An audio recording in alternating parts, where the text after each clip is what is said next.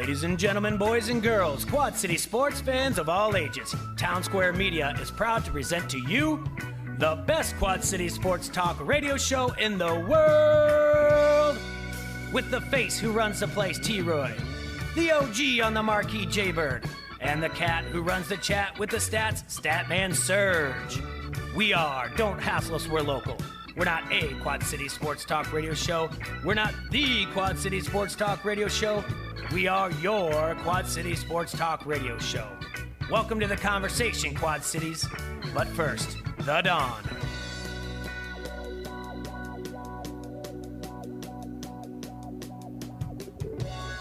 Two tears in a bucket. It's Tuesday here in the Hassle Castle, brought to you by Dunright Satellite and Dish. Got Jaybird, T-Roy, and the ladies again, Coral and Leah in the house. Hey, guys. We're going to have another great Tuesday, guys. What do you think? Tuesday fun day. I think so. Taco Tuesday. Yeah, we had tacos already.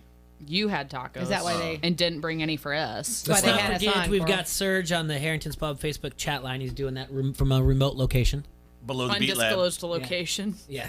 Below the Beat Lab. Well, we didn't have to give we didn't have to give the location. A lot of things are going on in that Beat Lab lately. All by the right. way. They Yeah? locked the door because they've had intruders. Okay. What? So they locked the door to the house because they've had intruders. What? Or unwanted guests. It's the same thing. Don't I you? have don't unwanted you guests normally every day. lock My the kids always doors? come home. Well, can't do that. Oh. You're supposed to lock the doors, especially with all the break-ins They had that a are all over. special delivery of casserole today. Who did? They did. They got a nice you guys cooked 'em a chicken casserole? Wow. Casseroles are after. They're like post-surgery gifts, aren't they? Yeah, that's what what he that's had. for. Yeah, He had so his Well, surgery. see, they must watch Real Housewives, Coral. I don't. Yeah, Well, I bet. Sure. I love like a good tuna casserole. Ooh, I do too. You know, I like And a I good do tuna. half of it with Mookie Ritz does crackers. a chicken casserole with like spaghetti noodles and like cream of cream of anything is delicious. something in there. Cream of some young guy. Yeah, that too. My Oh fave. my. That's a good joke. I get it.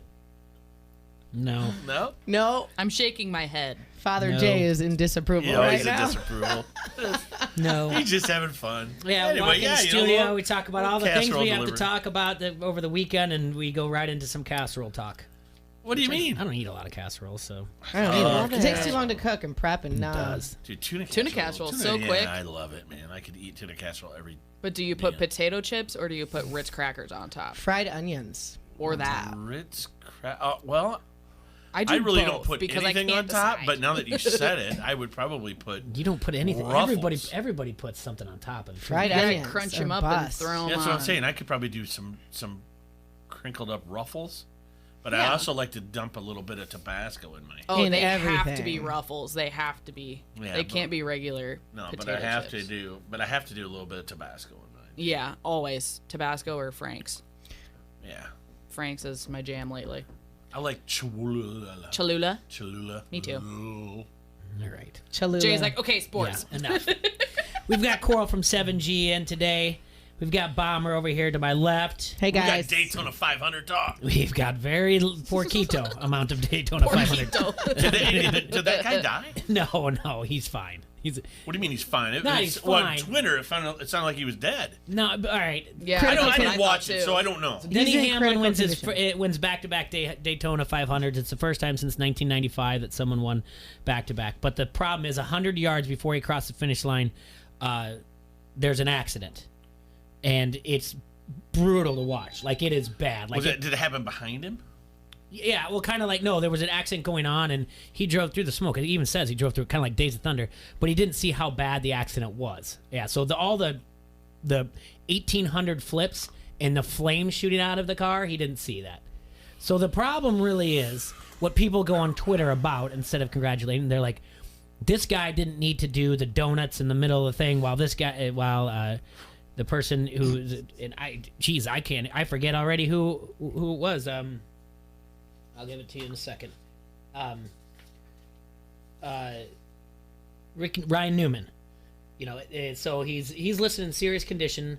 It was a major wreck, like I said, 100 yards away from the finish line, and Denny Hamlin won a second straight Daytona 500. But the problem on Twitter was everyone saying like this guy doesn't need to be doing donuts in the whatever they call it in the middle there. Well, you didn't see it, right? He didn't see it. And then he comes on Twitter and he's like, listen, I didn't see it. Joe Gibbs Racing said we didn't see it. Obviously, their number one concern is everyone's safety. They're not out there flaunting or gloating about a victory while someone's got 12 Telling guys. you, man, social media is the ruin of the society. The devil. Every idiot with an opinion thinks that theirs is the most important. Oh, don't get me started. Hey, we got a Valentine's Day gift, T-Ray. What? From Erickson. From what, a kiss? Erickson. Yeah. Yeah.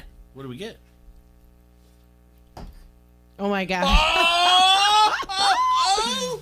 Tuesday's about to get turned. We can do beer bongs. Tuesday booze day. I'm not doing a beer bong of the Yes, you Sierra are. Nevada hazy little thing. Let Oh me my see God, that. I would die. But we are gonna beer bong something. One of these Seltzers. days. One of the, if you bring in the, So he even did the turn off switch down here, so I you love can get that. her all That's loaded fancy. up. That is the fanciest beer bong And I've then seen. you turn it on. Oh yeah, get her all loaded up. There you go. It looks good on you, Troy. Have you ever beer bonged wine? Oh God. Have you? That is Oh my God. so Why am I not special. surprised? Natty Light was my Erickson first. brought though. Oh, gross. That Natty is- Light. was your first beer bong? Yeah. No. Rolling Rock was my first shotgun. Corona. I can still shotgun a Corona, but that's the only beer I can shotgun. You can shotgun a Pretty Corona. nice, huh? Hell Oh, yeah. God. Nice of him. Bring that That's a in for us. perfect beer bong. Yeah, that is a good one. All right, so Ugh. Chopper texted in. He said, Chopper from Locals Love said the celebration was almost a mile away from where the crash was. They couldn't even see it. No, I agree. Like you said, just social media. Relax. I couldn't stop watching Carl Ravitch's interview with baseball commissioner Manfred. Especially him reading the tweets that Trevor Bauer said about him.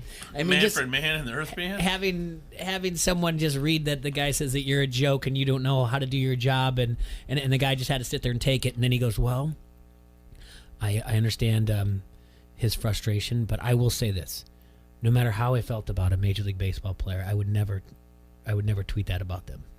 Oh. He went on to say a couple other things that we'll talk about.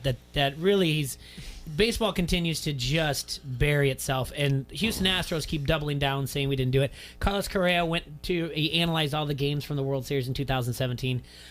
He also told Billinger to basically to shut his mouth.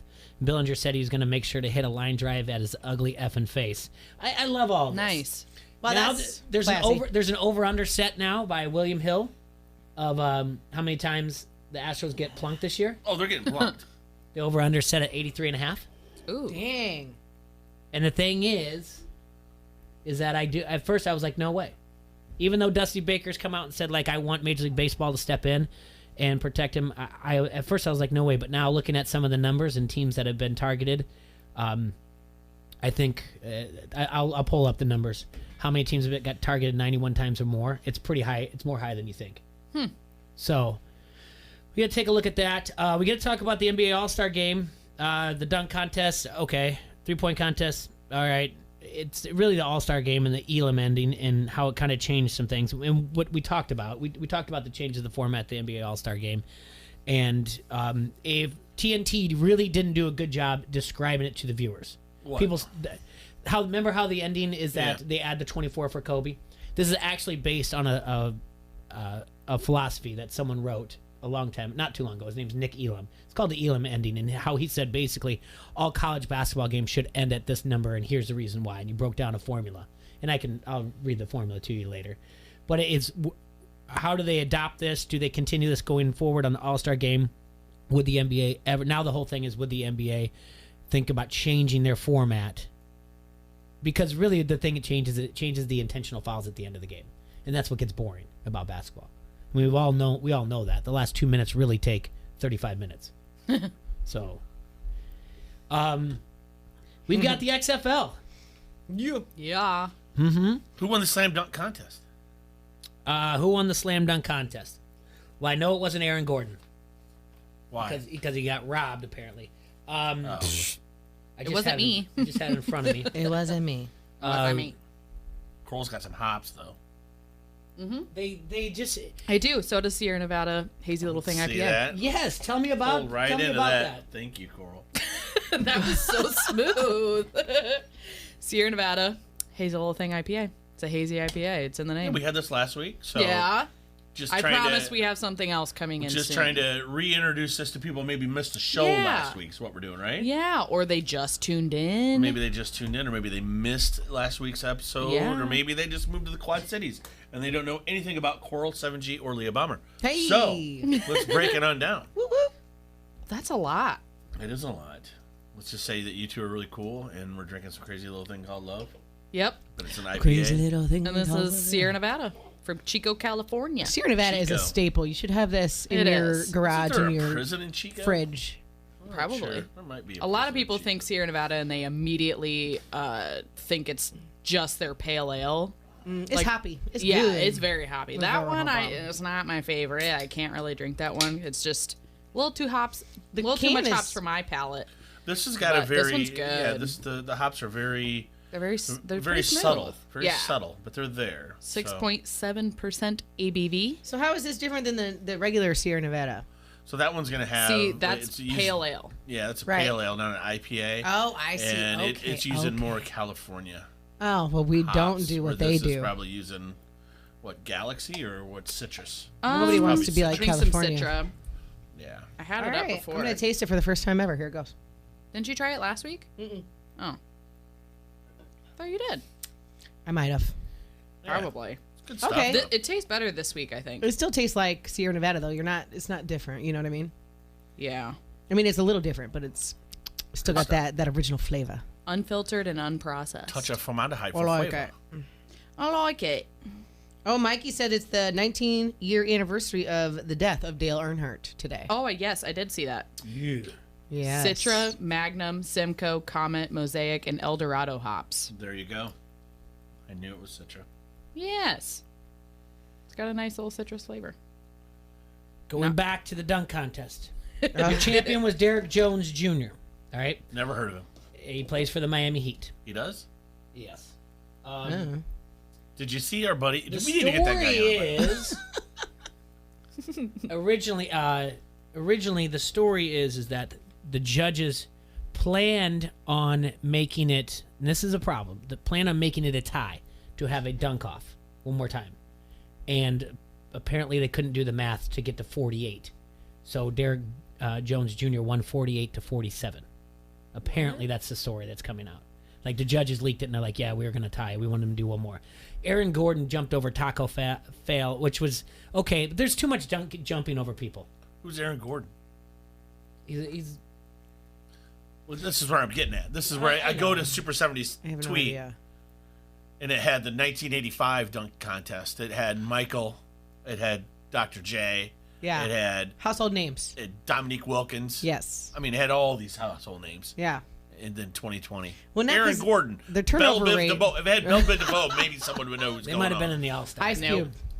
You know what I'm saying? They had nobody. Nobody you know does it anymore. No. I think it's a joke. They Is it should because know. we're older and we're kind of phased out and we don't know all the new recruits anymore? No, we should know. We know NBA stars. Right. These aren't stars. These aren't stars. Exactly. No, he can take a list right there that he wrote down because he wrote down the draft picks, the starters for each All-Star game, and you'll know the names he says there. They're not participating in the dunk contest. Why not? Because they're not getting paid for Where it? did I write it at? I did write it you have somewhere. They're above the dunk contest? It's right here. Yeah. Who's Here we above go. a dunk contest?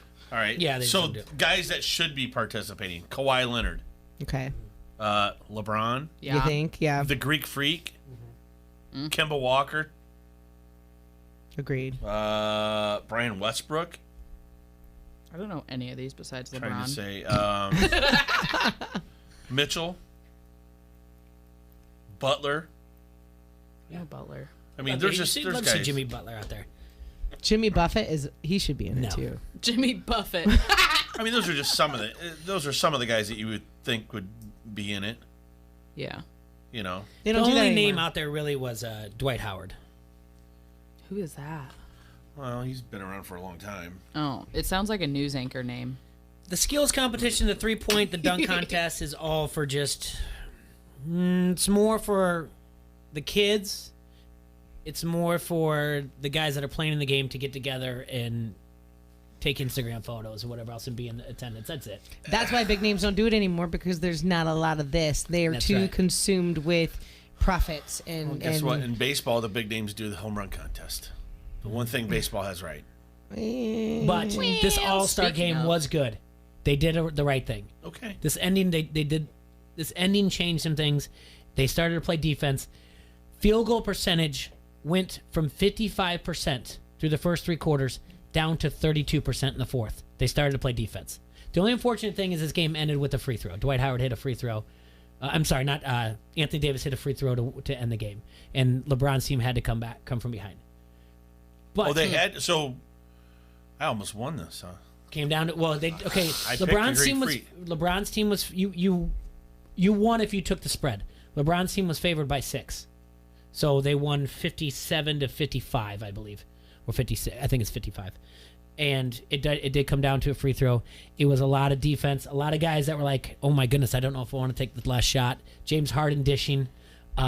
We're just a lot of things like you might be able to see who's got that clutch gene in them and who doesn't when it comes playoff time. And no one really wanted to lose this game. They were behind. LeBron was. I mean, if you look, and I looked at the last 2 years because I was trying to figure out bet the over under, and I actually said bet the under, and I was off by. Do the math there, 57, 55, it went over. I think the final went off at 306, so 312. Yeah. But it was going to be close. LeBron had to come from behind to win it, and they started to care. And I think that's why it's a win for the NBA doing the All-Star game. Whereas, the Pro Bowl's terrible for the NFL. Yeah. All-Star game is good. They've gotten better at it. For a while there, it got really, really bad.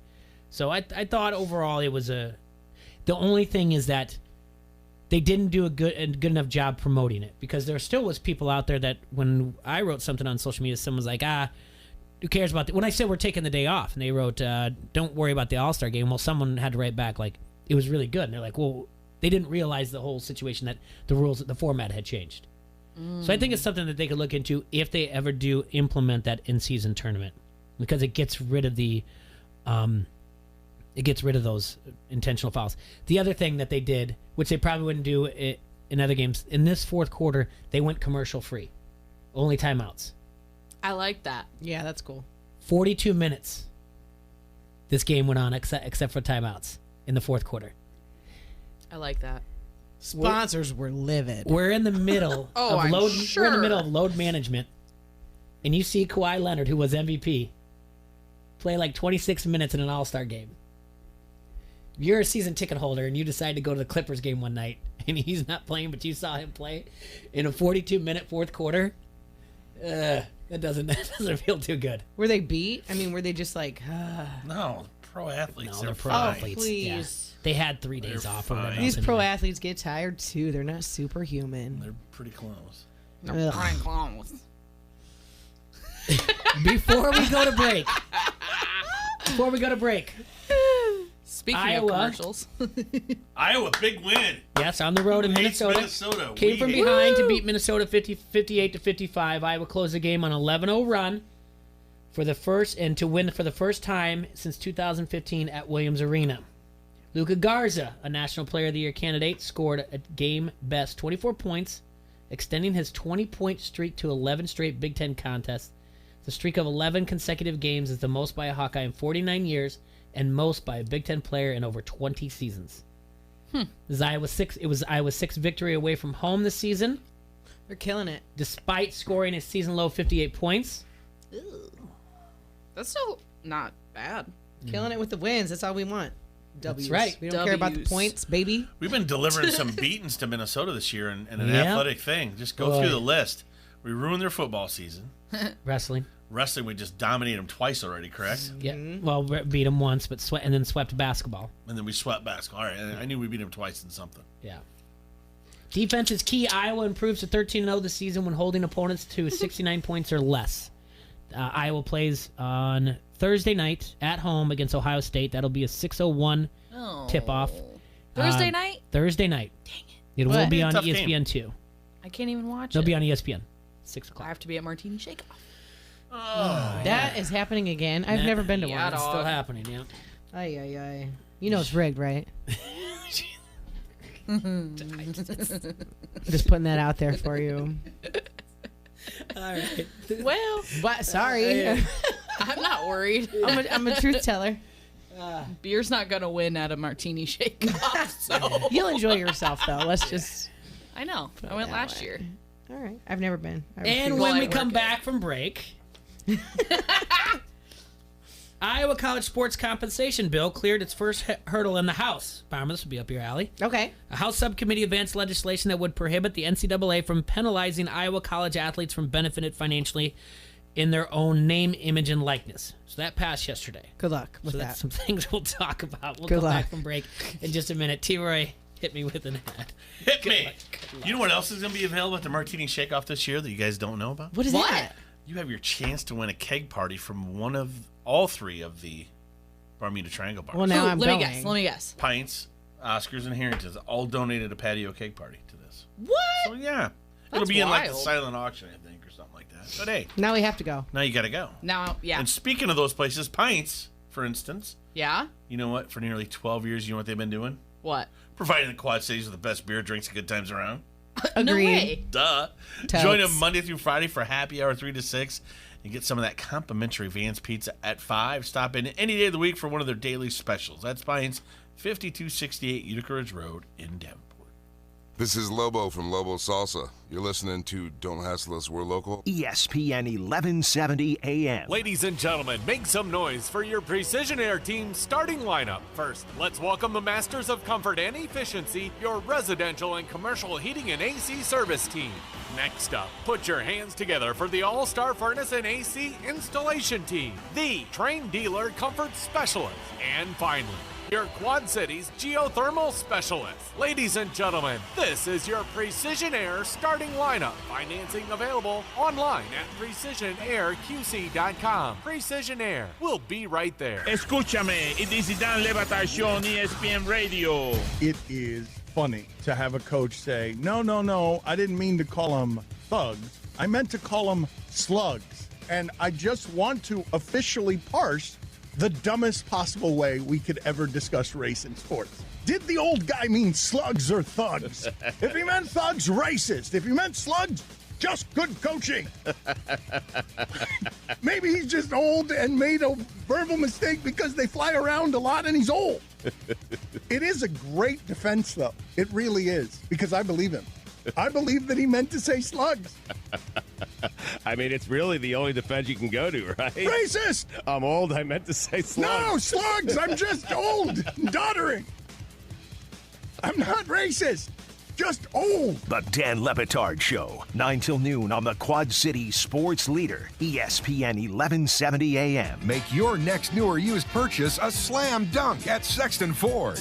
With a huge selection of new Ford cars and trucks, you'll have the full court press advantage each and every time. You'll be treated like a star from sales to service, auto body to parts. Sexton also has a strong bench of mildly used vehicles, too. Why wait? The game's on at Sexton Ford in Moline. Oh yeah, Sexton Ford is the talk of the town. The Will Kane Show. There's one town where the marriage is perfect for the Chargers. They should move to St. Louis. What do you think the analogy is? Would this be like somebody's husband leaving them for another man? Some gold chain dude in Los Angeles, right? In order to get him back, St. Louis starts dating that dude's sister. How does that work? No, wait, I got my genders mixed up. Okay, let me do this right. St. Louis is a woman. Her husband left for another lady, and that LA Rockets brother is available, and St. Louis picks him up. The Rams and the Chargers. Which one is the man? Hold on, I'm sorting this out. But the Rams are actually going back with their ex. All right, let me start this over again. Then they went back to their ex. They got remarried. New and improved ex. I can't do it. Nailing the analogy. The Will Kane Show, 2 till 5 on the Quad City Sports Leader, ESPN 1170 AM. Back by popular demand, Gobo Productions presents One Night of Queen. Since forming in 2002, Gary Mullen and the Works have performed to sellout audiences all over the world. And now they're back in the USA for a brand new tour. One Night of Queen is a spectacular live concert recreating the look, sound, and showmanship of arguably the greatest rock band of all time. You'll hear classic Queen numbers including We Will Rock You, Fat Bottom Girls, Another One Bites the Dust, Bohemian Rhapsody, and We Are the Champions. One Night of Queen, performed by Gary Mullen and the Works. This show will rock you. Coming to the TextLayer Center March 18th. Tickets are on sale now at the TextLayer Center box office and Ticketmaster.com. Presented by Town Square Media. Follow us on Facebook at ESPN 1170. We'll help break up your feed of relatives' hot political takes. This is the Quad City Sports Leader, ESPN 1170 AM.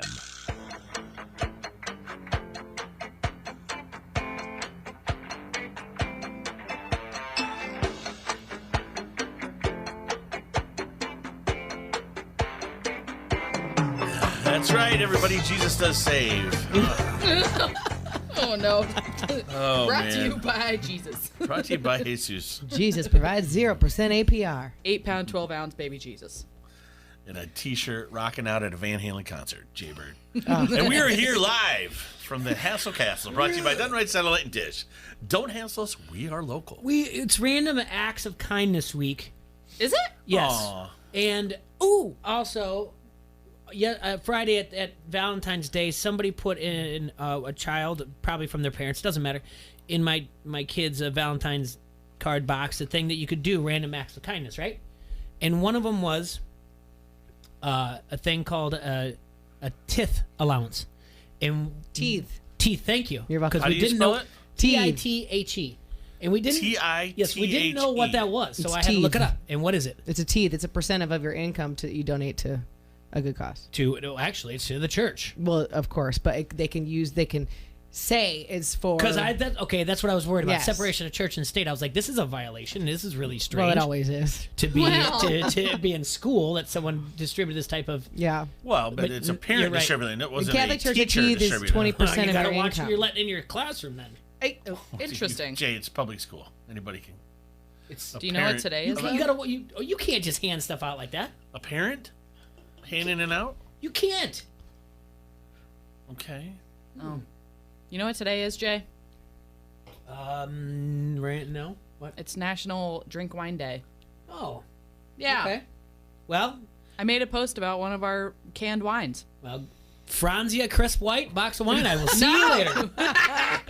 Party at Bombers. Babe wine with bubbles.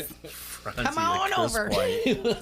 On the rocks. We will see you later. I sold, We've got a date I sold tonight. and stocked more Franzia Chris White in my day than I care to admit.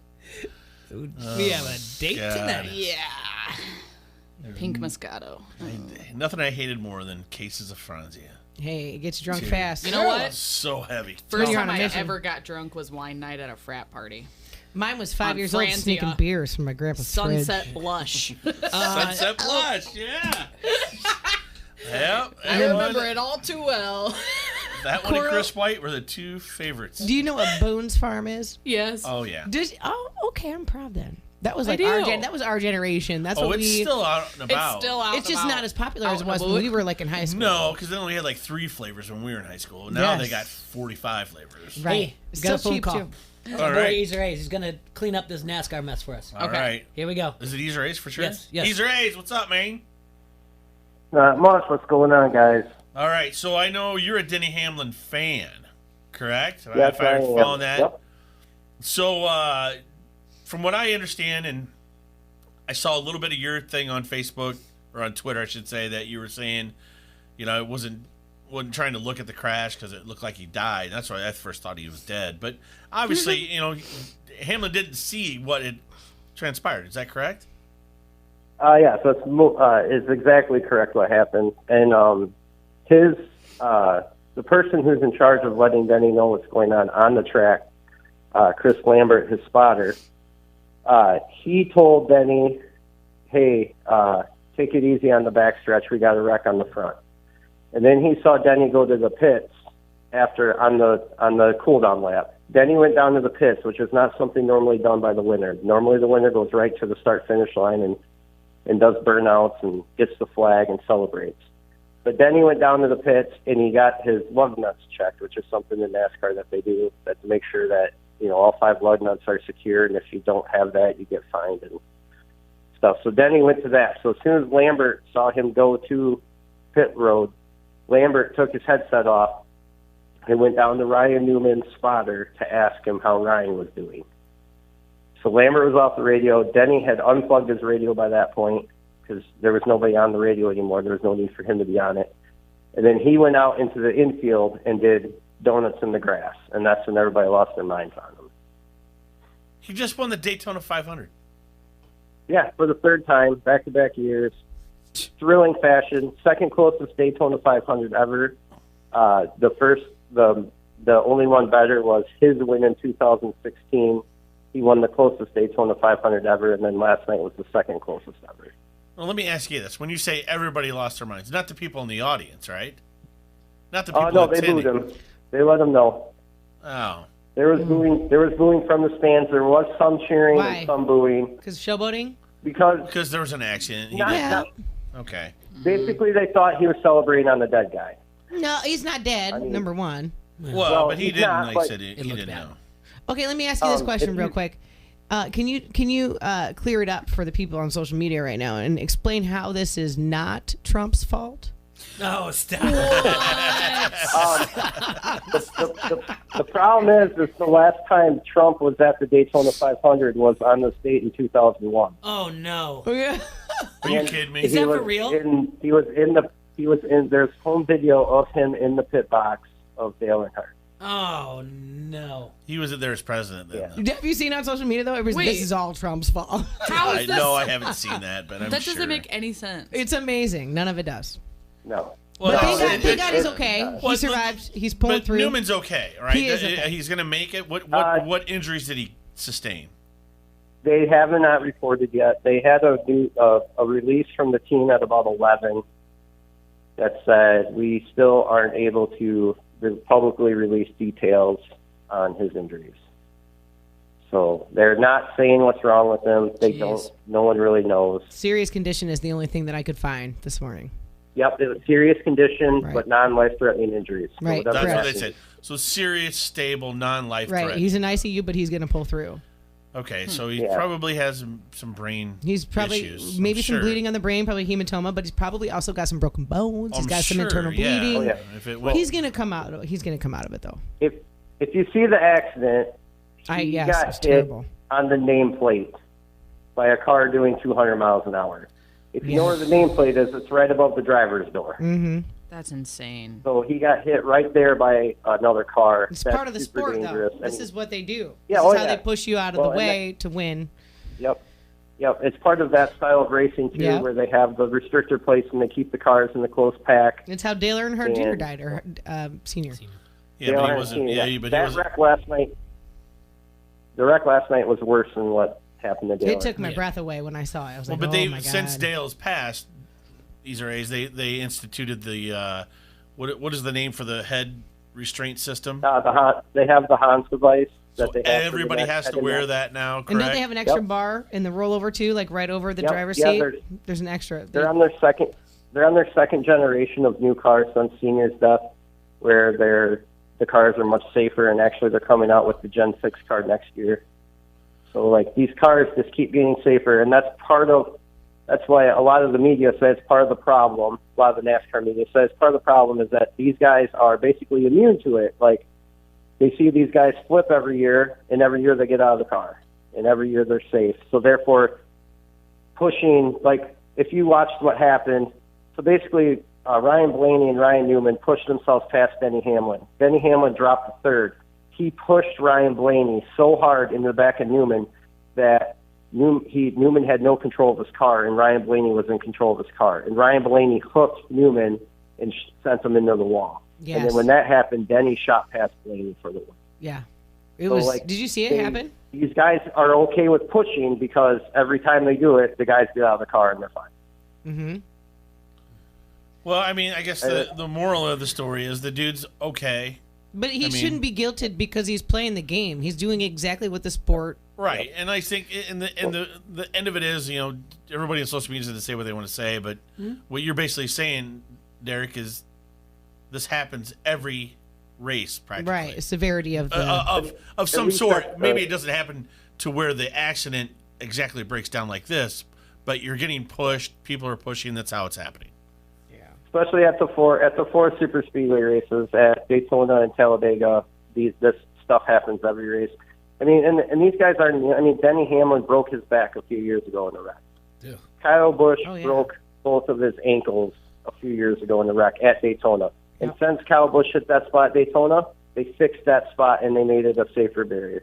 So they're always learning from these things. And like I said, I mean, he had no idea what happened, and I tried to get on, or I tried not to get into it too much last night, because there's these people that swoop in, and it was on prime time on the national TV on a Monday night. You know, people typically maybe wouldn't have watched it, but there's these people who don't watch NASCAR every week swooping in and saying what a piece of crap he is. And it's like, he's not a piece of crap.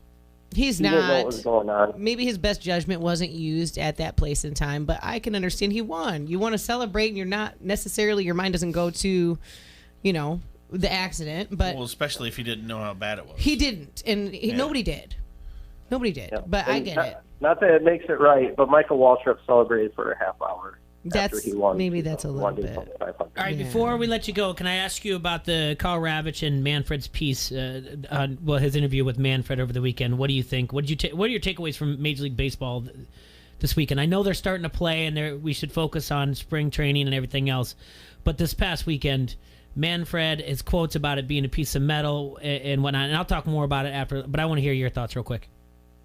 I think Manfred is screwing this up, and I mean, calling the trophy that's named for you a piece of metal, that's really terrible. I've always thought that taking the World Series away is a bad look. This isn't the NCAA. Everyone knows who won that series. You know, we all watched the games, and we watched it because we had Chase Utley tweets that year. Mm-hmm. It was so fun for us. That was one of the best World Series ever. It is tainted. It sucks, but taking the trophy away, what's that going to prove? It doesn't prove anything. But Manfred is stepping on his stuff, every other word out of his mouth, and then the media are just being vultures, and they're asking everybody and their brother about it when, you know, to quote Barry Bonds, make sure your closet's clean before you come at me. Oh, Barry Bonds, one of my favorites. There's a lot more teams that were doing it than just the Astros. The Astros scheme maybe was more advanced than everybody else's, but everybody was doing some form of sign stealing. It's just, but the media is just going to keep hammering it.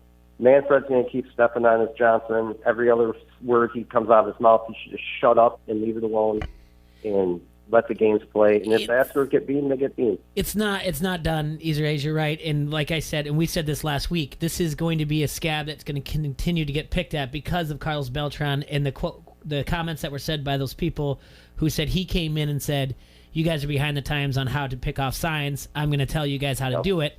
And now what they're going to do is they're going to look at all the teams he was at before. And that's what I think. Coming from the Yankees and saying, hey, your guys' sign stealing stinks compared to what we had in New York. Yeah. Oh, well, that's really great. And the Yankee fans are the ones who are the most pissed. Is it the Yankees, though, or did it start before that? Because Mets, it could have started with the Cardinals, these days. That was, cause I was looking back at that. I mean, it could have started. I'm not saying it, but it could have. And obviously, we know the Cardinals have a history of. The Cardinals? Well, the Cardinals had issues. They stole some stuff from the Astros. Yeah, he's been on plenty of teams, so we looked through it. Yeah.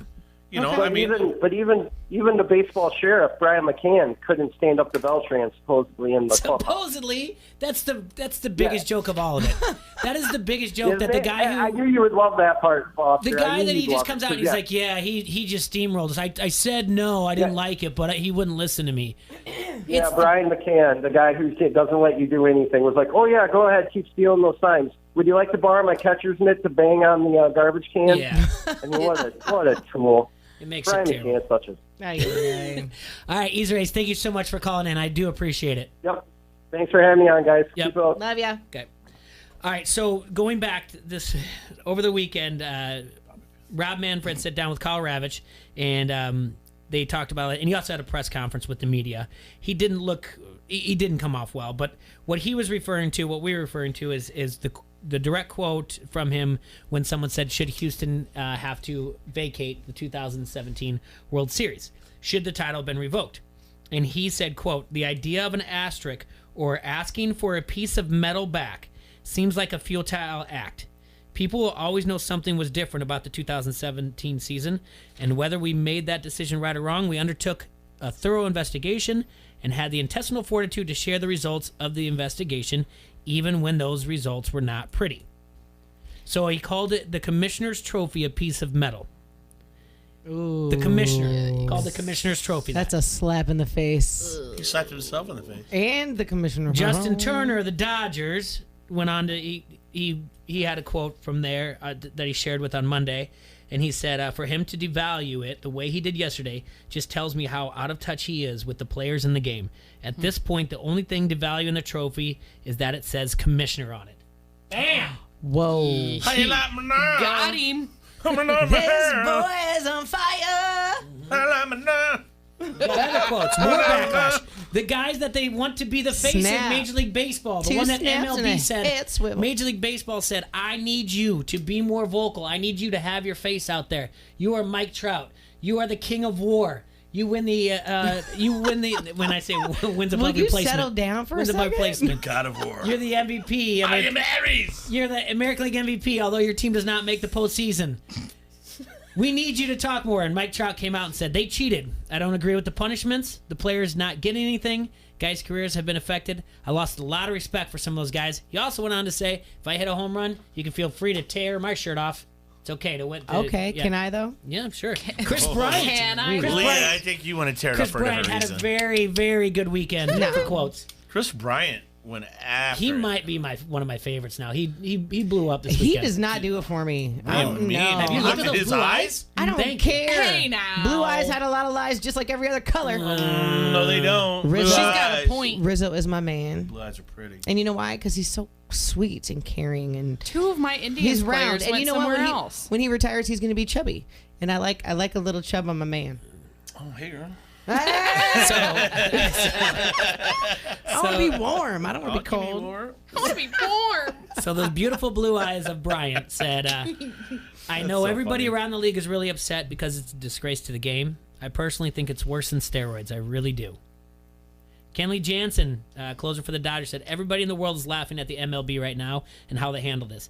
What are you going to teach kids out there? You're not going to teach them anything. Woof. But Chris Bryant had some better stuff about what's going on with him and the Cubs. I loved this quote. Yeah.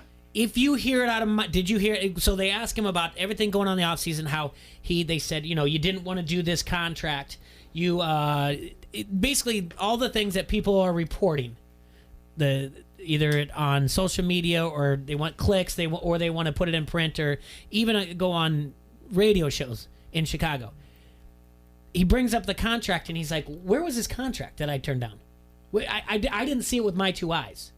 And they're just kind of like, well, we heard about it. He goes, I don't remember this contract. I didn't see it. So until it comes out of my mouth that I no longer want to be a Cub, until I say it, do not report it. And That's I was how like, you are. This is my guy. This is why you like him, because that's exactly how you are, Jay. I was like, this is my guy. You know, Look at this guy. Now I got to pull up the tweet. That makes me like him more now. Darn it. Yeah. Darn it. Am I going to have to switch? No, I'm never leaving my Rizzo. Chris Bryant. Damn, that beautiful face here. He's too pretty. He's too pretty. I don't like it. I like Jason Kipnis. Oh, slow What? down. Yeah. I like Schwarber, too. But I could cuddle up to that. He posted today, this will take some getting used to, but you will. He switched to the Cubs. Kipnis is a Cub? Kipnis is a Cub Yeah, now. boy. Wait, didn't he sign a minor league deal, though? I don't know. Isn't he a catcher? He's a Cub now. He's not a catcher. Oh, he's a second base. Just look at him. I mean, He's one of us. us. He's a cutie. Is he pretty, though? He's he's kind of average looking, which is why I like him. Okay, I like. He's got a nice beard, great hair. Great hair. Long or short? Short. Jake, bring it over to me so Oh, I can sure, see I'd what he love looks to. like. That's what we're here for. Yeah, that's exactly. I bet right. you the Take a girls look. are entertained. Take a look at Kipnis. So let's get Great Yeah. hair, not overly muscular. Nope, doesn't do it for me. Sorry. Pass it back. Oh man, it does it for me. Sure, I'd love Stick to. him Him with and Rizzo. Corey Kluber. You can have him. Klubes. We aren't catfighting over that. No. No. I'm glad we have different tastes. Me too.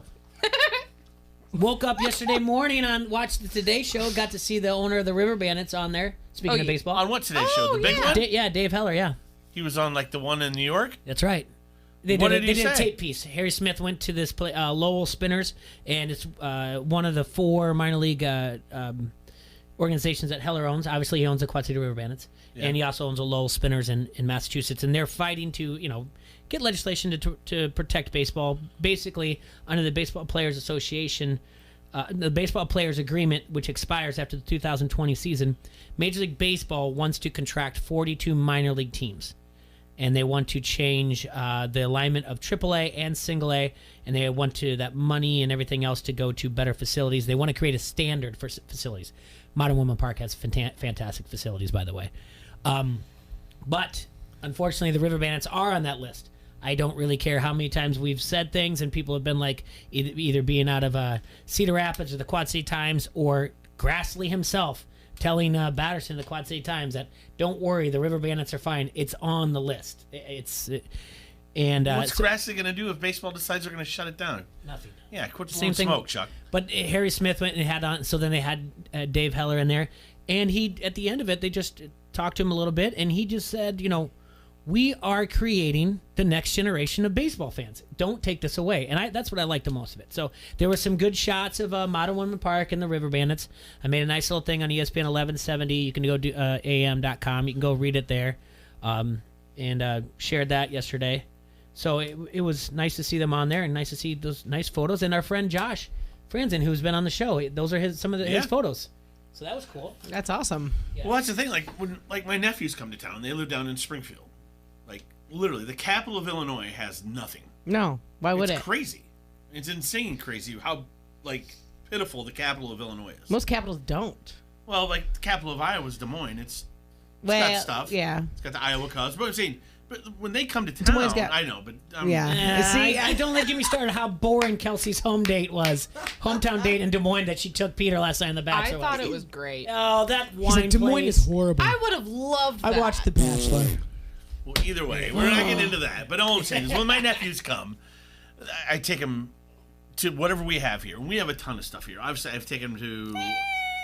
We do, if you think about it. I Way lived in more to do Milwaukee. here than I've Dubuque. taken them... All right, I've taken them to the football games. Uh-huh. I haven't taken them to the hockey games yet. They haven't been during that. But I have taken them to the baseball games. They love baseball. Modern Woodland Park has come a long way. Yeah. It's It pretty is. nice. It is awesome. I've taken them out to see SCW wrestling. Yeah. My nephew's favorite wrestler is Crotch. Yep. I'm sorry. Crotch. say Name's that- Crotch. Oh, Leah and I both had I the same really reaction. don't like that word. So can we just call him? That's his name. It's Crotch. I'm going to call him his name. Abbreviate it. His God-given name is Crotch. Curb. Crotch. I'm going to call him Crotch. I'm just saying, when they come Ew, and I hate visit, that. there's things that are Quad Cities that we have that we Yeah. take for granted. For being as small as we are, But we do. Right. We kind of Yeah. take it for granted. Oh, we got this. Oh, and maybe not all the time we're not winning It's championships. underwhelming, though. or A lot whatever. of it is. Maybe it is underwhelming, but appreciate it for what it is. I don't when you're a not little appreciate kid, it. when you're a little kid, Yeah. it's it's the coolest thing. Right. But Oh, we yeah. have the amenities and we have the money and we have the people and we have the population to do bigger. We can do festivals. We can do, coming from we Milwaukee. have- We need a we had a better festival mall. every weekend. There was Bastille Days. There was German Fest. There was Polish Fest. There was been to Mexican German Fest. Fest. There was all Day. that. Why Bastille don't Day. Here. What? That's French. We I don't said need a Bastille? Why We not? do not need a Bastille Day. I am of French Leah. descent. Say we, Leah. no. I'm French not. I'm salute. just kidding. Okay. Anyway, Oh, we're not in jeez. Milwaukee. Milwaukee's 5 million population. It's crumbling tons to of the ground. breweries. Well, Miller, I lived right by it. Actually, I lived right See, we can't next be. door. We have to be us. We have to be the Quad Cities. We have to But I'm embrace saying the river. we need to do more. We need to actually say we're going to do more and do more. Well, when we part of doing more Is is participating. in participating and embracing the things that you do have. You are correct. I agree with you. That's all I'm I saying. love you, Troy. I love you more. How long do we have before Coral? 12 minutes. Okay. We have to 11 take. minutes. Yeah, we have to take a quick break. We come back. We gotta 11:45. talk about the XFL. We gotta promote Sierra Nevada Hazy Little Thing IPA again, and we've got to guess the lines because in the second hour we're gonna have Jake from Elite Sportsbook who's State gonna give Farm? us the line. Stop calling Jake from State Farm. It's Farm. Jake from Elite Sportsbook. I'm not saying that. Is there a Jake I'm from the one State that gave Farm? him that nickname. Yeah. It's okay. That doesn't mean you. That doesn't mean hold on a second. That doesn't mean you have to get credit every time someone Yes, gets a I do. nickname. Oh, yes, it's I so do. funny. It's adapted. It's not like we just had Easter All right, eggs you know on what? the phone. No, It's not she's like gonna have to pay me residuals Easter now eggs, 'cause she used it. A nickname that Jay gave him. It Nope. doesn't work like that. Wrong. Okay. Fran, your best Fran. I want residuals for that too. You got a beer for your residuals. Yeah, all right. Let's go. Let's take a break. Come back. Let's talk XFL. Thanks, Jake from State Farm, for taking all my thunder. Ladies, I just want you to know something. What? Yes. Harrington's Pub is the Quad City's premier Irish pub. Yes, it is. Irish? Come celebrate any day of the week at Harrington's and enjoy the best specials around. Monday through Friday, happy hours 2 to 6 with 250 domestic bottles, wells, and drafts. Today is Tuesday. That's right. $3 craft beers all day. So come by. I think we have some little hazy little IPA. Oh, hazy little IPA. We'll get hazy at Harrington's. Harrington's Pub, putting the H in the hangover since 2005. Yes, sir. This is Merrick Brave from SCW Pro, and you are listening to Don't Hassle Us, We're Local. ESPN 1170 AM. If you want the freshest, most authentic old-fashioned Mexican food, you've got to go to Nolly's Kitchen. At Nolly's, they make everything from scratch daily and have some of the most unique menu items. Try their homemade guisado, garaches, and gorditas, or just enjoy the best tacos and burritos in the Quad Cities. Check out Nolly's Express menu and get your food in 15 minutes or less. Order online and have Nolly's delivered to your home or business today. Nolly's Kitchen, old-fashioned Mexican cooking, Rockingham Division, Davenport. See, very intrigued by the Dan Le Batard Show on ESPN Radio. Roy, who is feeling older every day, and I think this is universal for people in sports, that you sort of can calendar your own age by guys you saw growing up playing when you loved sports, having kids who are now playing sports. But Roy has never felt older than he did during the break when very sadly he just said to me, Frank Gore's kid has enrolled at Southern Miss, and it's the first time you can remember an active athlete of any sort having a kid, but it's only because Frank Gore has been in the league 4 yards at a time since 1982.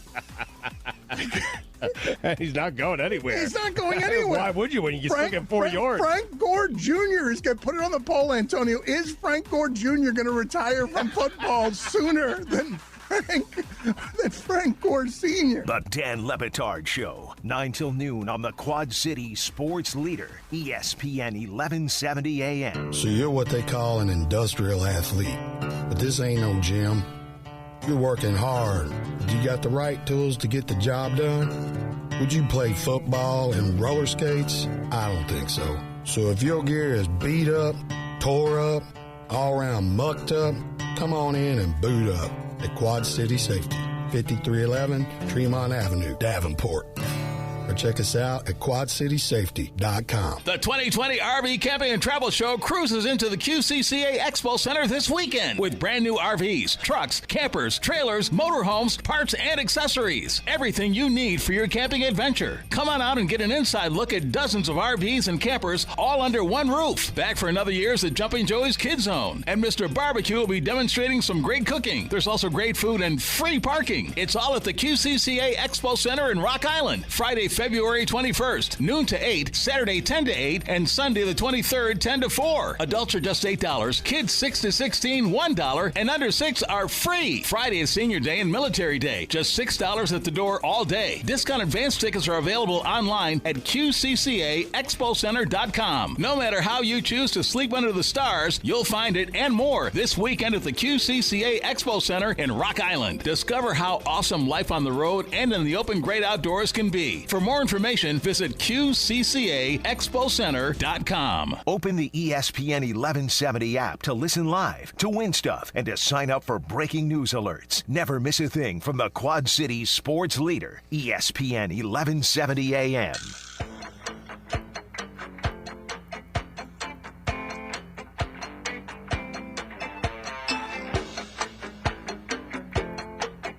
All right, everybody, back here in the Hassle Castle, brought to you by Done Right Satellite and Dish, and this is Don't Hassle So Local on AM 1170. So, week 2 of the XFL is in the books. In the books. And I couldn't have felt better about it. We made our picks on Friday. We had Adam from Front Street in. We had Vasco in on his last show. That's so sad. Erickson was here. I was here. Just a real quick count against the spread. Myself and Adam went 4-0 against the spread. Vasco went 3-1. And Erickson went 3-1. So, that's the worry. Is the XFL getting easier to predict? The over-unders, the total. 3 unders, 1 over for the second week in a row. 3 over. 3 unders, 1 over for the second week in a row. So, is Vegas going to catch up to this? Well, we got to find out. We're going to guess the lines later on. Jake from Elite Sportsbook will be in, and he'll give us the Jake totals. from State Farm. Not to be accused of Jake from State Farm. Do you want first my power rankings, or do you want to guess the lines? Let's guess the lines. Okay. All right. So let me go through last week's game, because I didn't watch. Sure. So right now, the Guardians and Defenders. What was the score of that game? DC Defenders 27 to donut. Zip. Wow. Zip. Wow. That's my team. Which, by the way, Saturday. If Sunday last week was kind of a, like, you remember when you go to light a firework and it fizzles out and you're like, oh man. Yeah. Remember that's kind of Saturday was kind of for the XFL on week 1. 2 good games, exciting. Sunday, not so much. Good commentary. Move on. Saturday, same thing. 27-0 Defenders. Dragons Vipers. Yes. No, but the best thing about Guardians, Matt McGloin totally throwing the entire team under the bus while he's mic'd up, saying this is the worst team I've ever been a part of. We have no game plan. We need to start from scratch. This is awful. Worst game, worst everything I've ever been a part of. Matt McGloin, quarterback. Wait, how of did the Guardians do? They lost 27-0 to the DC Defenders. All right, Dragons Vipers. Seattle Dragons home opener. They defeated the Tampa Bay Vipers 17-9. Okay. Dallas Renegades at the Wildcats. Renegades go on the road 0-1 after losing their home opener and defeat the LA Wildcats 25-18.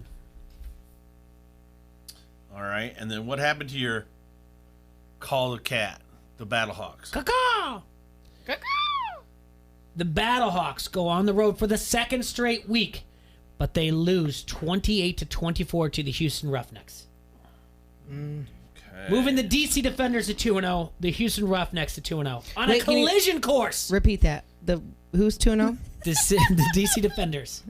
Who did I pick as my team? The DC Defenders. Thank you. Thank you Will very this much. be a preview of the XFL Championship? We will not know till April. Let's guess the lines first. Give me the games. Okay. I like where your head's at. Okay. I just hope everyone has fun. Here we go. Everybody hold on. Oh, yes, we have music too. Yeah. We're so fancy. First game, the Houston Roughnecks, 2-0, travel to Tampa Bay. The Vipers are 0-2. They lost week 1 at home. All right, Jay. I'm gonna go with Roughnecks. Yeah, but how many points? I don't. 7. You can do it. She just throws out, I love how she just throws out numbers. Yeah. All right. I'll let you go first. I got Houston Roughnecks at -8. -8? Mm-hmm. You didn't even write mine down. I don't Troy. like this. It should be more. For some reason, Vegas likes Tampa Bay because Vegas had Tampa Bay at the beginning of the season as when they've got quarterback problems. It probably should be higher. We'll find out when Jake gets here. But I'm going 9.5. Okay, you're going. They don't ask me I anymore said because I'm 7. usually the Ask best. Bomber, what do you think the spread's going to be? Houston at Tampa Bay. Tampa Bay. I understand that you think they're going to be favored. Yes. Bomber. How Yes. many? Don't get me 2. upset. Tampa Bay is going to be favored by 2. 2. We can arm wrestle later, Jay. All right. Thumb wrestle. Do you want to Next do the game. You want to go on to the game and then come back to the totals, or go straight to the totals? Let's go all the games, and Okay. then we'll come back and do the totals. The next game is. I want to make sure I got it right. It will be the Dallas Renegades 1-1 on the road to Seattle Dragons. Also Dragons. 1-1. Dragons. 3. Okay, you've got the Dragons. I got the Renegades. Hold on a second. Coral is so Coral, you got adorable. the Dragons -3, right? I love her. Bomber, what do you have? You took Dragons -3? Yeah, dog. Dracarius.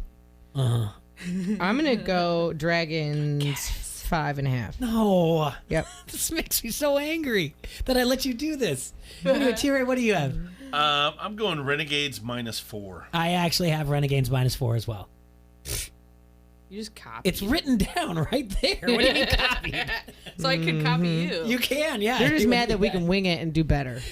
Wait, we'll see. I'm literally just throwing stuff out there. Y'all fought me. Y'all fought me on Mahomes. Y'all fought me on the Chiefs. Ain't nobody Y'all- fighting you, girl. Sunday. Mm-hmm. All right, what's next? Sunday at 2 o'clock on ESPN, the New York Guardians travel to St. Louis. Finally, the Battlehawks have come home. To the Lou. This is a home opener. The first domed game in the history of the XFL. Oh, boy. God, he's really hyping this one up. He is. He's excited. All right, The Bomber. Guardians. Battlehawks Why or does Guardians? she get to go first? Well, you went first a couple times. I'm going to say Battlehawks. By what? -4. -4 Bomber. Corral. Guardians. -3.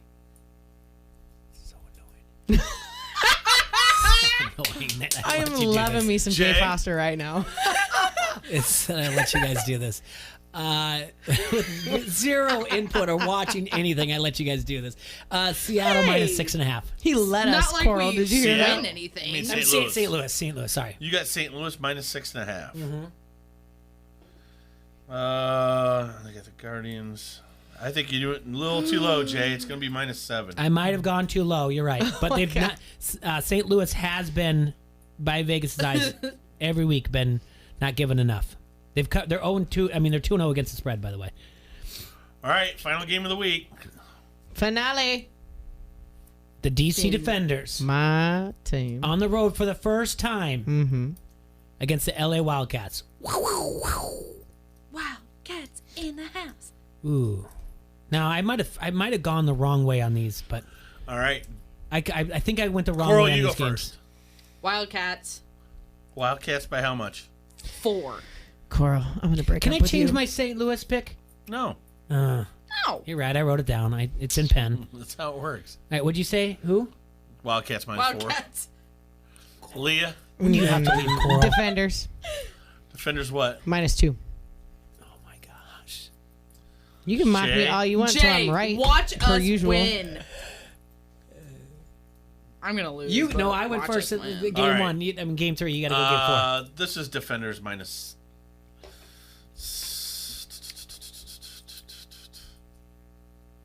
This is Defenders -7.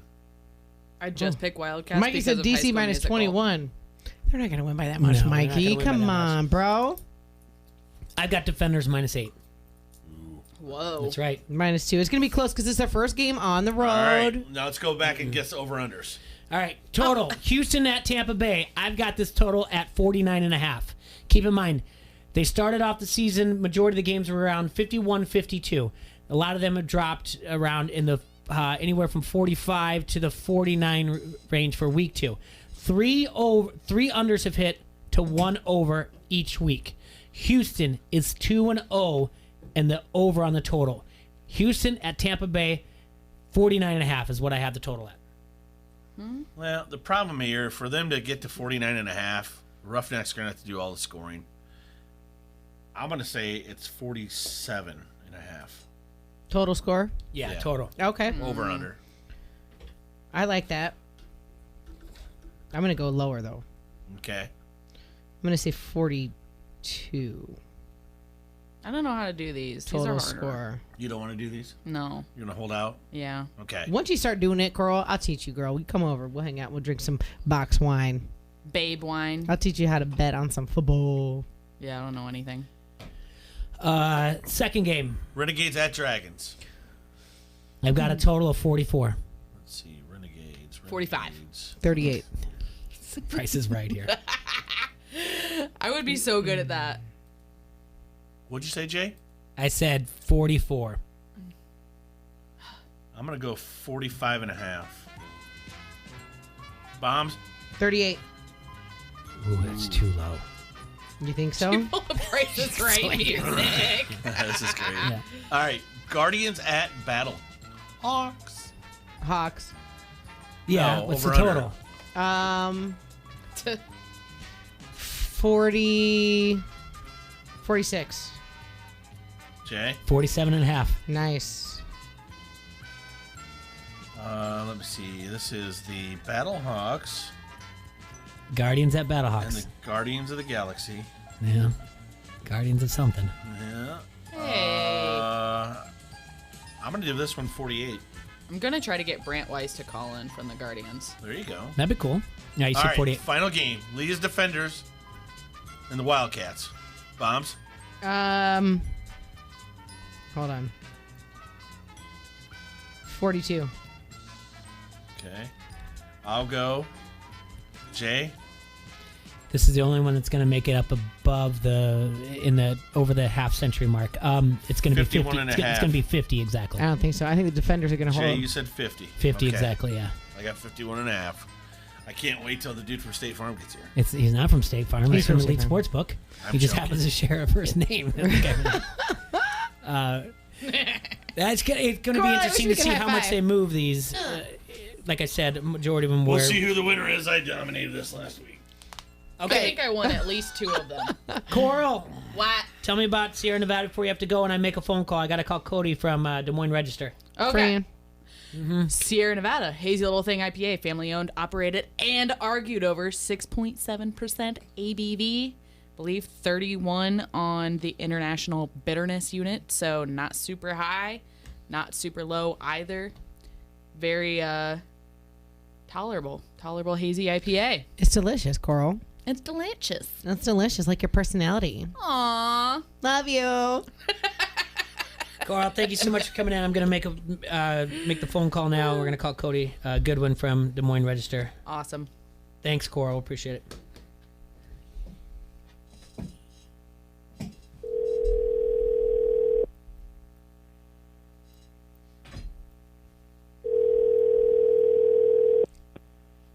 Hello. Hey, Cody, it's Jay from ESPN 1170 AM. You're on Don't Hassle Us, We're Local. How are you? I'm doing good. Let's rock and roll, man. Absolutely. Oh, I like that. This is a big week for you to be covering. I mean, you're not going to be getting a lot of rest, but the adrenaline's going to be pumping anyway, right? Oh, man, it's going to be so much fun. I like to joke with people that I basically have a cot and a Keurig machine camped out underneath Wells Fargo Arena because I'm usually there before everybody else arrives, and I'm usually one of the last ones to leave, too. So that's just part of the mystique of the thing, right? Yeah. So we got duels coming up tomorrow, and then we have the traditional tournament Thursday, Friday, Saturday. We got 2 kids going for a 4-time state championship, and we got some individual team titles as well. Some good storylines. First things first, let's look at the brackets. Anything out there that stood out? I know the seeding has changed now. This is the first year they've used seeding. And so some of the things are a little bit different than what people are used to. It used to be a formula that was out that wasn't released till after like midnight, where they paired districts with a district runner-up and a district champion versus a district runner-up, and they were given letter assignments. Yeah, this is actually the second year that they've used seeding, but they tweaked the formula a little bit from last year. And so what they used this year, or I guess the tweaks that they made, some of the bigger tweaks, was that, based on the 16 guys that qualify per weight in each class, head-to-head wins are worth a few more points. I think they're worth 2 points now as opposed to every other criteria being worth 1, which is, overall winning percentage, district champ, returning place winner, returning champ, things like that. And so, I think for the most part in Class 3A specifically, I thought the seeding did a really good job this year. I thought they nailed, if not 100%, probably somewhere between 98 and 95%. I had no big issues with it. I think, the goal behind the seeding is to get the best kids in the finals, right? Because if you want to grow the sport, you want to draw in casual fans, and that means saving the best matches for last, right? Yes. That said, I think 2A and 1A, and this just might be a product of all these teams kind of interweaving with each other and wrestling each other a lot throughout the year. There were maybe some questionable positioning, and some of it is because, some of the wrestlers maybe stubbed their toes at districts, right? They dropped matches maybe they shouldn't have, or maybe some wrestlers struggled early and came on strong late, but some of those early losses may have affected, where they fell in the bracket. I don't know that there's, I think for the most part in 1A, most of the best kids were separated. There might be a handful of semifinals matches that maybe you could argue that could be finals matches. In 2A, there's a handful more. But by and large, I think for the most part, the seeding, I think it's better than it was last year. Last year, I know that a lot of people were upset because superstar freshmen maybe got the raw end of the deal because they weren't, they had no returning credentials, right? So I think, this year, for the most part, I thought the seating, it was better. I think there are still tweaks to make moving forward, but I like it. I didn't have too much of a problem. There's some things that you can point to, wins here, wins there, and like you said, freshmen coming in and not having anything like a returning qualifier, it hurt them a little bit. But overall, this is, in my own opinion, this is better than matching up districts in a random algorithm. For some reason, the state for years turned a blind eye to things like, I don't know, conference calls or Skype or anything like that, to use technology to figure out who should probably be seated when and where. So anything's better than what they've had. Well, I kind of like the random draw, and the one rule that they did have was if, you won your district, you got a district runner-up in the first round, and then after that, kind of all bets were off. And, they did a pretty good job of trying to separate, district finalists. So, if you win District 1 and I took second in District 1, we'd be on opposite sides of the bracket, right? Yeah. But I think the beauty of the random draw was that it put butts in seats all weekend. And the argument was that, if they're going to wrestle, if they're going to win the bracket, right, they're going to have to beat, a certain kid or a couple of kids, whether it's in the first round, the second round, the semis, or the finals. So, I don't think it should matter. That was the allure of the random draw. I liked it personally. But as a wrestling fan, we have to understand that, hey, if you want to grow the sport, sometimes that means tweaking a few things here and there, and that means seeding the tournament maybe. So, I get it. I see both sides of it. And I'm all for trying to drive the sport forward too. Yeah, and then there's the old argument that you got to be a champion, you got to beat everybody anyway. So, no use even trying to duck anybody. But I did just think, now it just leads a lot more, instead of like the debates of like, potential second round matchups. Now it just opens up the debate of, I guess, who should have been seated where and whatnot, and it just drives social media more. And if it gets more people talking about it, like you said, raise more interest in the sport, then so be it. That's a good thing. Absolutely, yeah. And no one system's is going to make everybody happy, right? Somebody's going to find an issue with anything, and the best you can do is just continue to make tweaks moving forward. And I think if you hit 95%, success, I think you're doing a pretty good job. I couldn't agree more. All right, let's look at duels tomorrow. All right, specifically, we have 3 schools in the duels tomorrow. We have Assumption in Class 2A, and they'll be wrestling in the morning, and they've got they're the number 5 seed in 2A, and they've got Osage in the first round, the number 4, and then we've got Bettendorf, the 4, and they're going to actually wrestle North Scott at the 5, and that's in 3A. It's kind of funny that they're driving all the way to Des Moines to wrestle each other when they're, an hour away from each other? Less than that. like 12 minutes, Cody. So these two wrestled before December 12th, I believe. Yeah, December 12th, earlier in the year. Bettendorf used bonus points to get to win this one. Bettendorf at the time was without 220-pound Ethan Berry. Ranked, unfortunately, Ethan couldn't wrestle at districts, had a staph infection, but supposedly he'll be back for this match, this duel. So, what are you looking at in 3A? Do you see anything besides chalk going through here in the first round? I think North Scott, I know that they've already wrestled, and Bettendorf's a lot healthier now than maybe they were at the beginning of the year. They got Griffin Little back. You mentioned Barry. They've got, there's a couple of other guys in the smaller and middleweights that maybe have been dealing with things throughout the season. So I think they're as strong as they can be going into the duels. And so, it's easy to probably say chalk, just kind of looking at the matchups. We had a couple of upsets. I was really kind of looking forward to seeing Johnston in the field, and they kind of punted their regional duel, so Indianola got in. Mm-hmm. Valley pulled an upset over Ankeny Centennial. That was another team that I wanted to see in the field, and that would have shooken things up a little bit. I'm intrigued by that Bettendorf North Scott match. I think it's probably the best first rounder in 3A. But whoever wins, they've got a tall task against Southeast Polk, and that's not to take away anything from West Des Moines Valley. They're another tough team with, really good wrestlers up and down the lineup. But Southeast Polk, they seem like they're the right blend of experience and talent and energy, and they're going to be a tough team to beat. And so I personally, I'd love to see Southeast Polk Waverly Shell Rock too, because last year's duel in the 3A final was tremendous. Mm-hmm.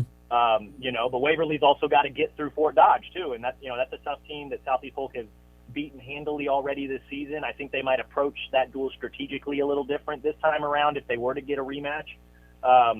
But, I think it's probably fair to maybe lightly pencil in chalk just looking at the matchups on paper. Waverly and Southeast Polk are going to be tough teams to beat, and I think Fort Dodge might be a better team suited to hang with those two in a traditional tournament setting maybe than a dual setting. But, I guess we'll find that out tomorrow, afternoon, I guess, when all these teams, hit the mat for the duels, and then the traditional tournament will tell all. So it's probably fair to lightly pencil in chalk in 3A, I would say.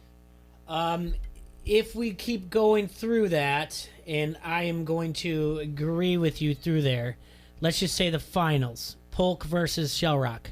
Who do you like there? Oh, man. I think I like Polk.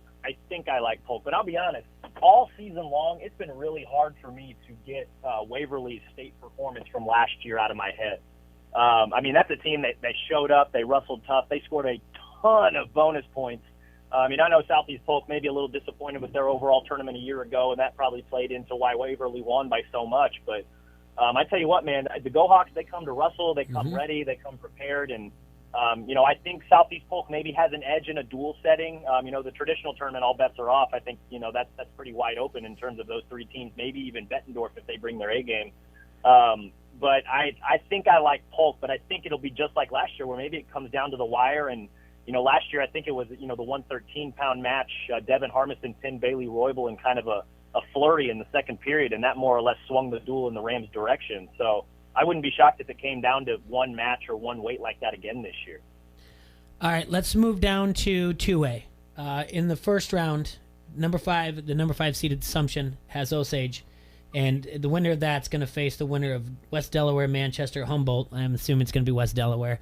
Strong program. What's Assumption got to look at in Osage?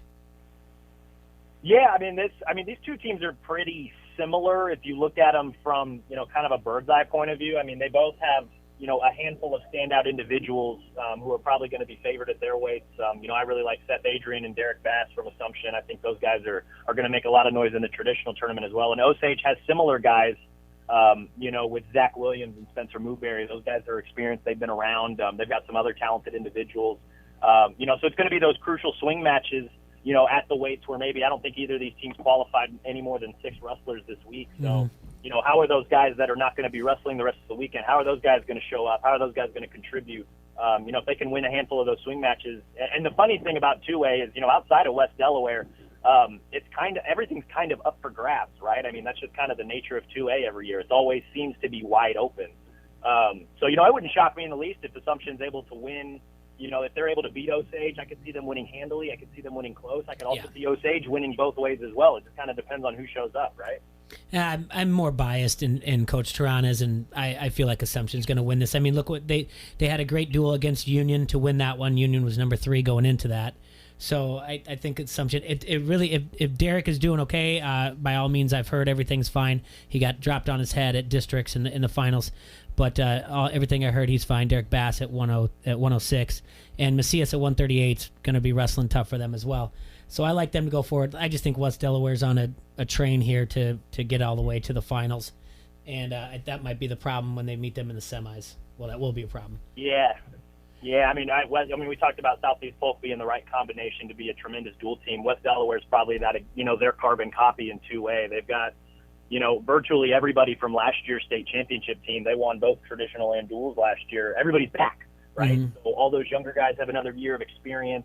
All those older guys are back, and they've been through it a couple times now. That's, I hate to say that there's a strong favorite before we even get to the action, but that's kind of what 2A is shaping up to be, both in the duals and traditional tournament. West Delaware they look like they're that team, and it would take a tremendous effort and maybe a little bit of a slide for anybody, I think, to really catch them in both tournaments. Now, real quick, West Delaware, Manchester, is their head coach or assistant coach, is that the brother of Brooks Whelan who was on Saturday Night Live? Mm-hmm. No, you're saying Jeff Voss is the head coach of West Delaware. So I think that an assistant coach is Brooks Whelan, who was on Saturday Night Live. His brother's on there, the assistant coach. Well, he's an assistant coach for Waverly Shell Rock. Oh, Waverly Shell Rock. Oh, then Brooks went to West Delaware. The connection, right? Yeah. Brooks went to West Delaware. All right. And then in 1A, is there anything out there that's going to stop Don Bosco from Lisbon seeing each other in the finals? Keep an eye on West Sioux, man. That's a pretty tough team, and I wouldn't be shocked if maybe they jockey their lineup a little bit if they were to see Lisbon in the second round. They could make some things interesting. I don't know, who officially they would bump up, or if they would, try and punt a weight to try and win another and try and, maintain or damage control against, because Lisbon's got a lot of firepower, right? They've got 4 number 1 ranked guys, a handful of other guys that are in the top 5. I mean, this is one of the better Lisbon teams, since Brad Smith has been the coach. So, but West Sioux, that they're bringing 8 guys to state. All 3 of their lightest weights that are qualifiers. That's Mikey Baker, Braden Graff, Adam Allard. All 3 of those guys are undefeated. That's at 6, 13, and 26. So, that they're not a slouch. I guess that's the point I'm trying to make. And I think they could give Lisbon a pretty decent scare. And I don't think it would shock me at all if they were able to pull an upset or 2 and maybe even win that duel. It's a tall order. Don't get me wrong. Lisbon's tough as nails, but. Keep an eye on that West Sioux team, man. They're tough and they're fun to watch. All right, give me a few storylines going into the tournament this weekend that we should be paying attention to. Yeah, I mean, you hit on one of them earlier. I mean, we got 2 guys that are going for their 4th state titles, and one of them we all know pretty well, Cale Happel from Lisbon. His brother, obviously Carter, was a 4-timer. His dad won 3 titles. I think he'd be the 4th wrestler from Lisbon to win 4 if he does the job this week. And then there's Adam Allard from West Sioux, who. He's won like 194 straight matches. I think his first match on Wednesday at State Duels, if he wins that, that's his 200th career win. He's doing just about everything that Cale's doing. Just he wrestles for West Sioux and not Lisbon, so I don't know that he's getting a lot of the credit that maybe he deserves. But both of these guys are going to go down as 2 of the all-time greats if they're able to get the job done this week. Both are going to Northern Iowa, so I know you and I, Coach Doug Schwab, is just all sorts of giddy about these guys. Those are going to be the 2 key guys to watch. I think, in terms of, a handful of other storylines, I'd like to see Griffin Little get the job done from Bettendorf this year. He got to the finals last year as a sophomore. I know he's been kind of dealing with a handful of things here and there, and he's football first, but I know that dude loves wrestling. And I would not be shocked at all to see him run through the field this week now that he seems to be getting on his horse quite a bit and wrestling more. Outside of, I think if we want to stay in the Quad Cities, I think Devin Shreve, North Scott, 145, I think might be one of the toughest weights in the tournament in Class 3A. And it's not a small feat that he's the 1 seed, because you look at the bracket and how it draw out. He could see Ankeny Centennial's Ben Monroe, which is a matchup I think he's already won earlier this year. But Monroe's a 3-time state finalist. So, if he wins that one, he could see either Colby Shriver or Ankeny Sam Callum in the finals. So, I mean, that's one of the deeper weights in the tournament this year. I mean, those top 4 guys alone, I think could all win state titles at any of the surrounding weights too. That's just how good they are. Pleasant Valley's Eli Lloyd, like to see him go out on top again. It's been really fun watching him wrestle the last few weeks. He's a guy that he doesn't really, I don't know that he follows the rules of technique all the time. I mean, obviously he's got technique, right? But, he's got kind of a funky just keep wrestling style, and it helps. I mean, we saw it last year in the state finals against Mason City's Colby Shriver.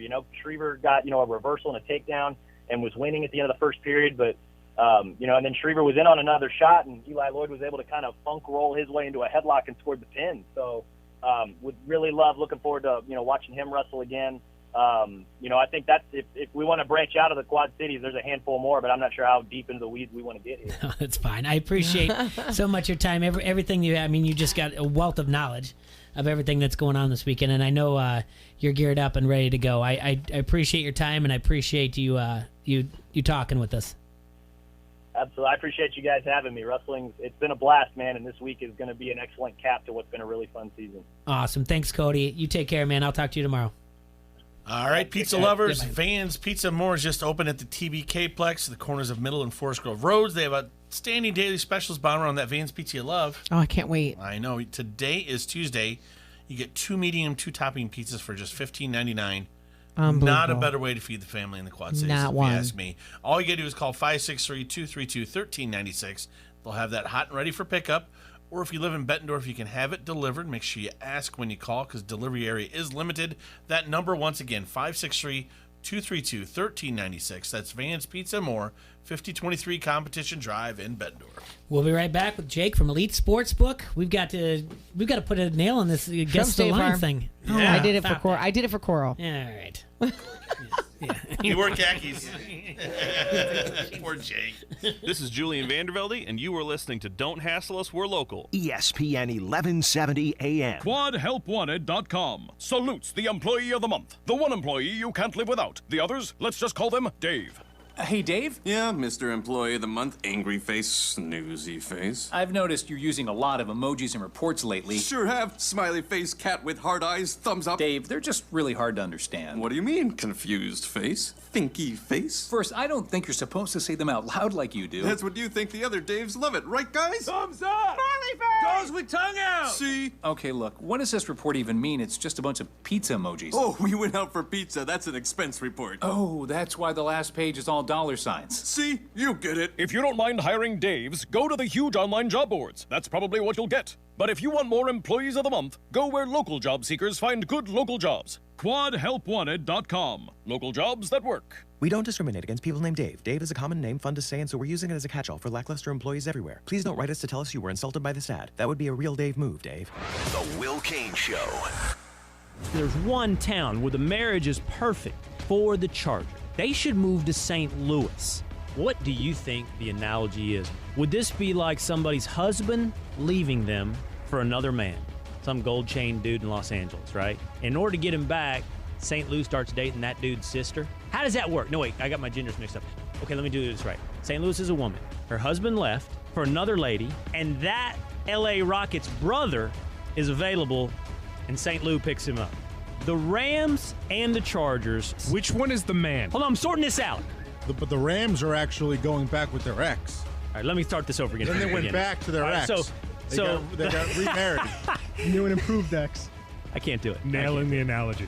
The Will Kane Show, 2 till 5 on the Quad City Sports Leader, ESPN 1170 AM.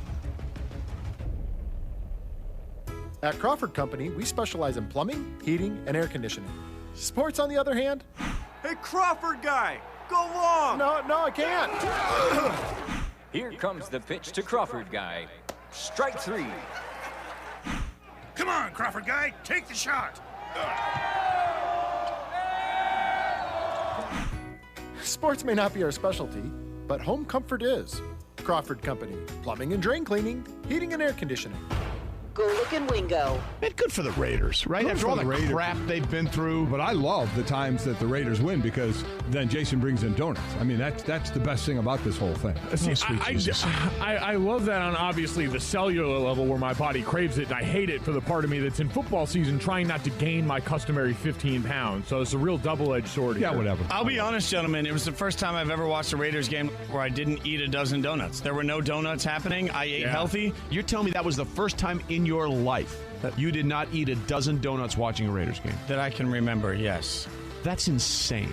Yeah, well, I'm a What did you have, a dozen donuts, and what did you drink? 3 2-liters. Three 2-liter bottles of diet soda, a dozen donuts, and a pizza. What? None of that last night. Ate healthy. If you'd like, guys, I can start bringing in carrot sticks for you. Pass on that That'll one. get your fingers Hummus? broken. Little hummus? No, stop that. Golick and Wingo, mornings on the Quad City Sports Leader, ESPN 1170 AM. At Casey's, we're not just here for our town. We're here for our schools. Introducing new Casey's Rewards, the new rewards program from Casey's that lets you turn your purchases into donations to your school. Sign up in the Casey's app and earn points you can turn into school donations, Casey's Cash, or fuel discounts. New Casey's Rewards. Points for school, points for you, points for fuel, points for good. From the Sheedy Family Chiropractic Studios, this is the Quad City Sports Leader, ESPN 1170 AM, KPOB, Davenport.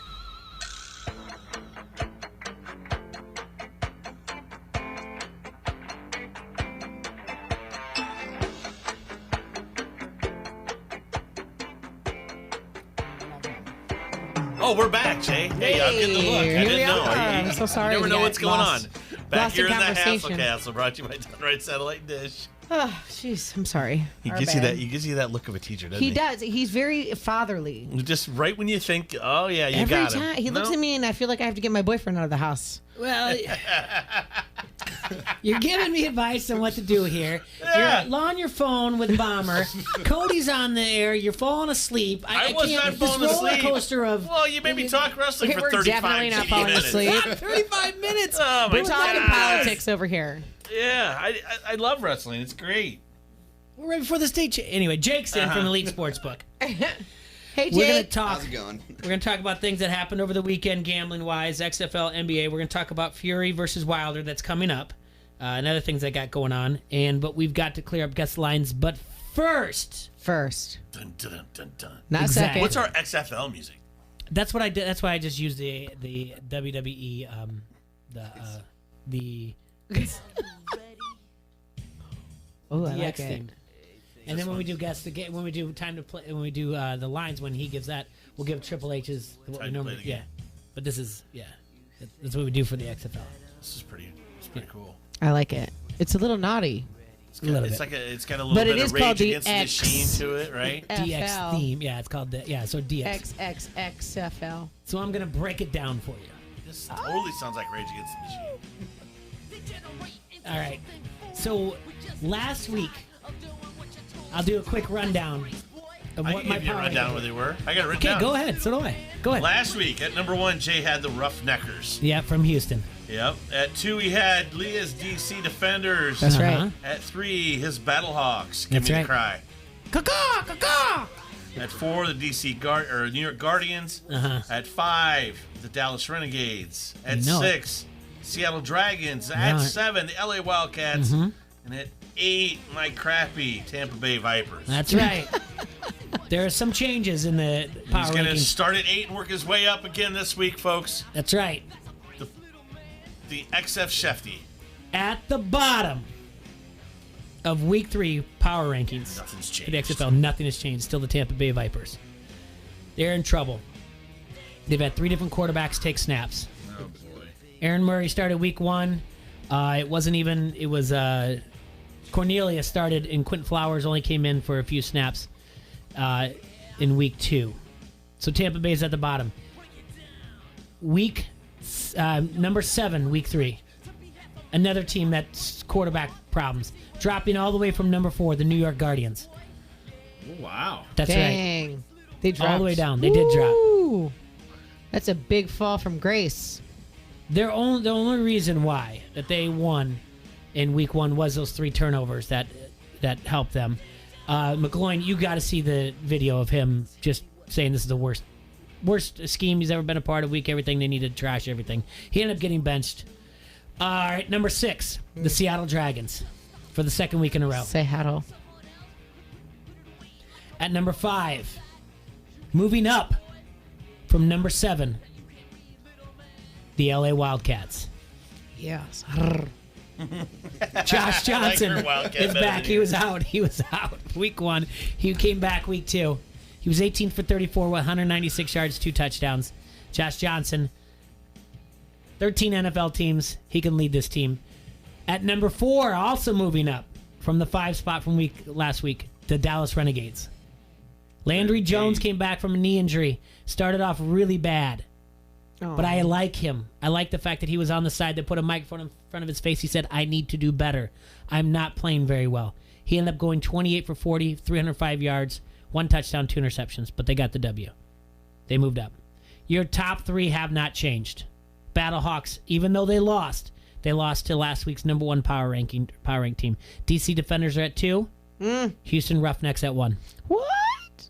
That's right. I disagree. God, I just think I have a gift for picking winners. I mean, not in my love life, but in my football Defenders life. pitched the first shutout in XFL history, and you don't give them anything? No. Oh, wow. You can't. They lost. No. I mean, the Roughnecks had a tough one at home against the Battlehawks. Well, it's the Battlehawks. Just saying. It doesn't mean Wait till you anything. see the Defenders shut down the Battlehawks. Well, they have to go on the road. If they prove it on the road, then I'll move them up. I can tell you that right now. If they have yet to go on the road. That's the thing. But they are this week. Yes, but they have. This is it. At the Wildhawks. Yeah. Yes. There's too much weight given to that. Not on the road. Not on the road. It doesn't matter. If you've got the talent, you got the talent. You win at home. You win on the road. Doesn't matter. They win on the road. They'll go up. What Wildcat say? What's that? Do that Wildcat thing again? This doesn't sound wild at all. Not too wild. I like it either way. My quarterback power rankings, which, T-Roy, you have a good argument. Yes, I do have them here. I will give you my quarterback power rankings. All right, 1 through 8. You're going to start I'll go at the 1. top. I'll start at the top. Moving up from last week. Okay. Who has not lost a football game he has started since high school. Moving up from 3 from last week to number Cardale 1. Jones. It is Cardale Jones. He was 23 for 37, 276 yards, 2 touchdowns and an interception in his win. Get it, Cardale. Great sideline interview, too. Yep. Is he the one that said I can do better? No, that was McGloin. Oh, No, okay. that wasn't McGloin. That was Landry Jones. All right. Then at 2, just dropping down one spot, Tiamu Jordan, he's just great. He's 30 of 37, 284 yards, 3 touchdowns, 2 interceptions. One of them, the interception came because his arm was hit, so it's not really his fault. So you can't blame the throwing Samoan. No, the throwing Samoan is at 2. Okay. At number 3, it's moving down a little bit, P.J. Walker from the Houston Roughnecks. Story about P.J. Walker, it was Andrew Luck, because he was in camp with the Colts. He told his dad, you need to take a look at this guy. At number 4, last week was not on the list because he didn't play. Remember last week I said they had to take the majority of snaps. Josh Johnson makes his debut and the XFL quarterback power rankings at number 4. Josh Johnson of the LA Wildcats. Joining him, who was not on the list last week, Landry Jones. I love that name, Landry. It's like a fancy way of saying laundry. Mm-hmm. Get your Landry done. At number 6. Call Burt Cleaners, get your Landry done. At number 6. From the Seattle Dragons will be Brandon Silvers. Okay, he moved up a spot. He did. Silver, also known as 925. Yes. You got to check the inside of your ring. Jeff. Always. And at number 7, anything the New York Guardians put out. At number 8, anything the Tampa Bay Vipers put out. Period. Point blank to the period. There are your week 3 power rankings. Use those when you're going to make a bet at Elite Sports, which I did, which I went 4-0. And 4-0. And you checked his ring so his finger didn't turn green. Was it 95.925? And the over-unders. I want to see what kind of change happened with the over-unders. So we guess the lines before, in the first hour, we guess the lines of what they're going to be.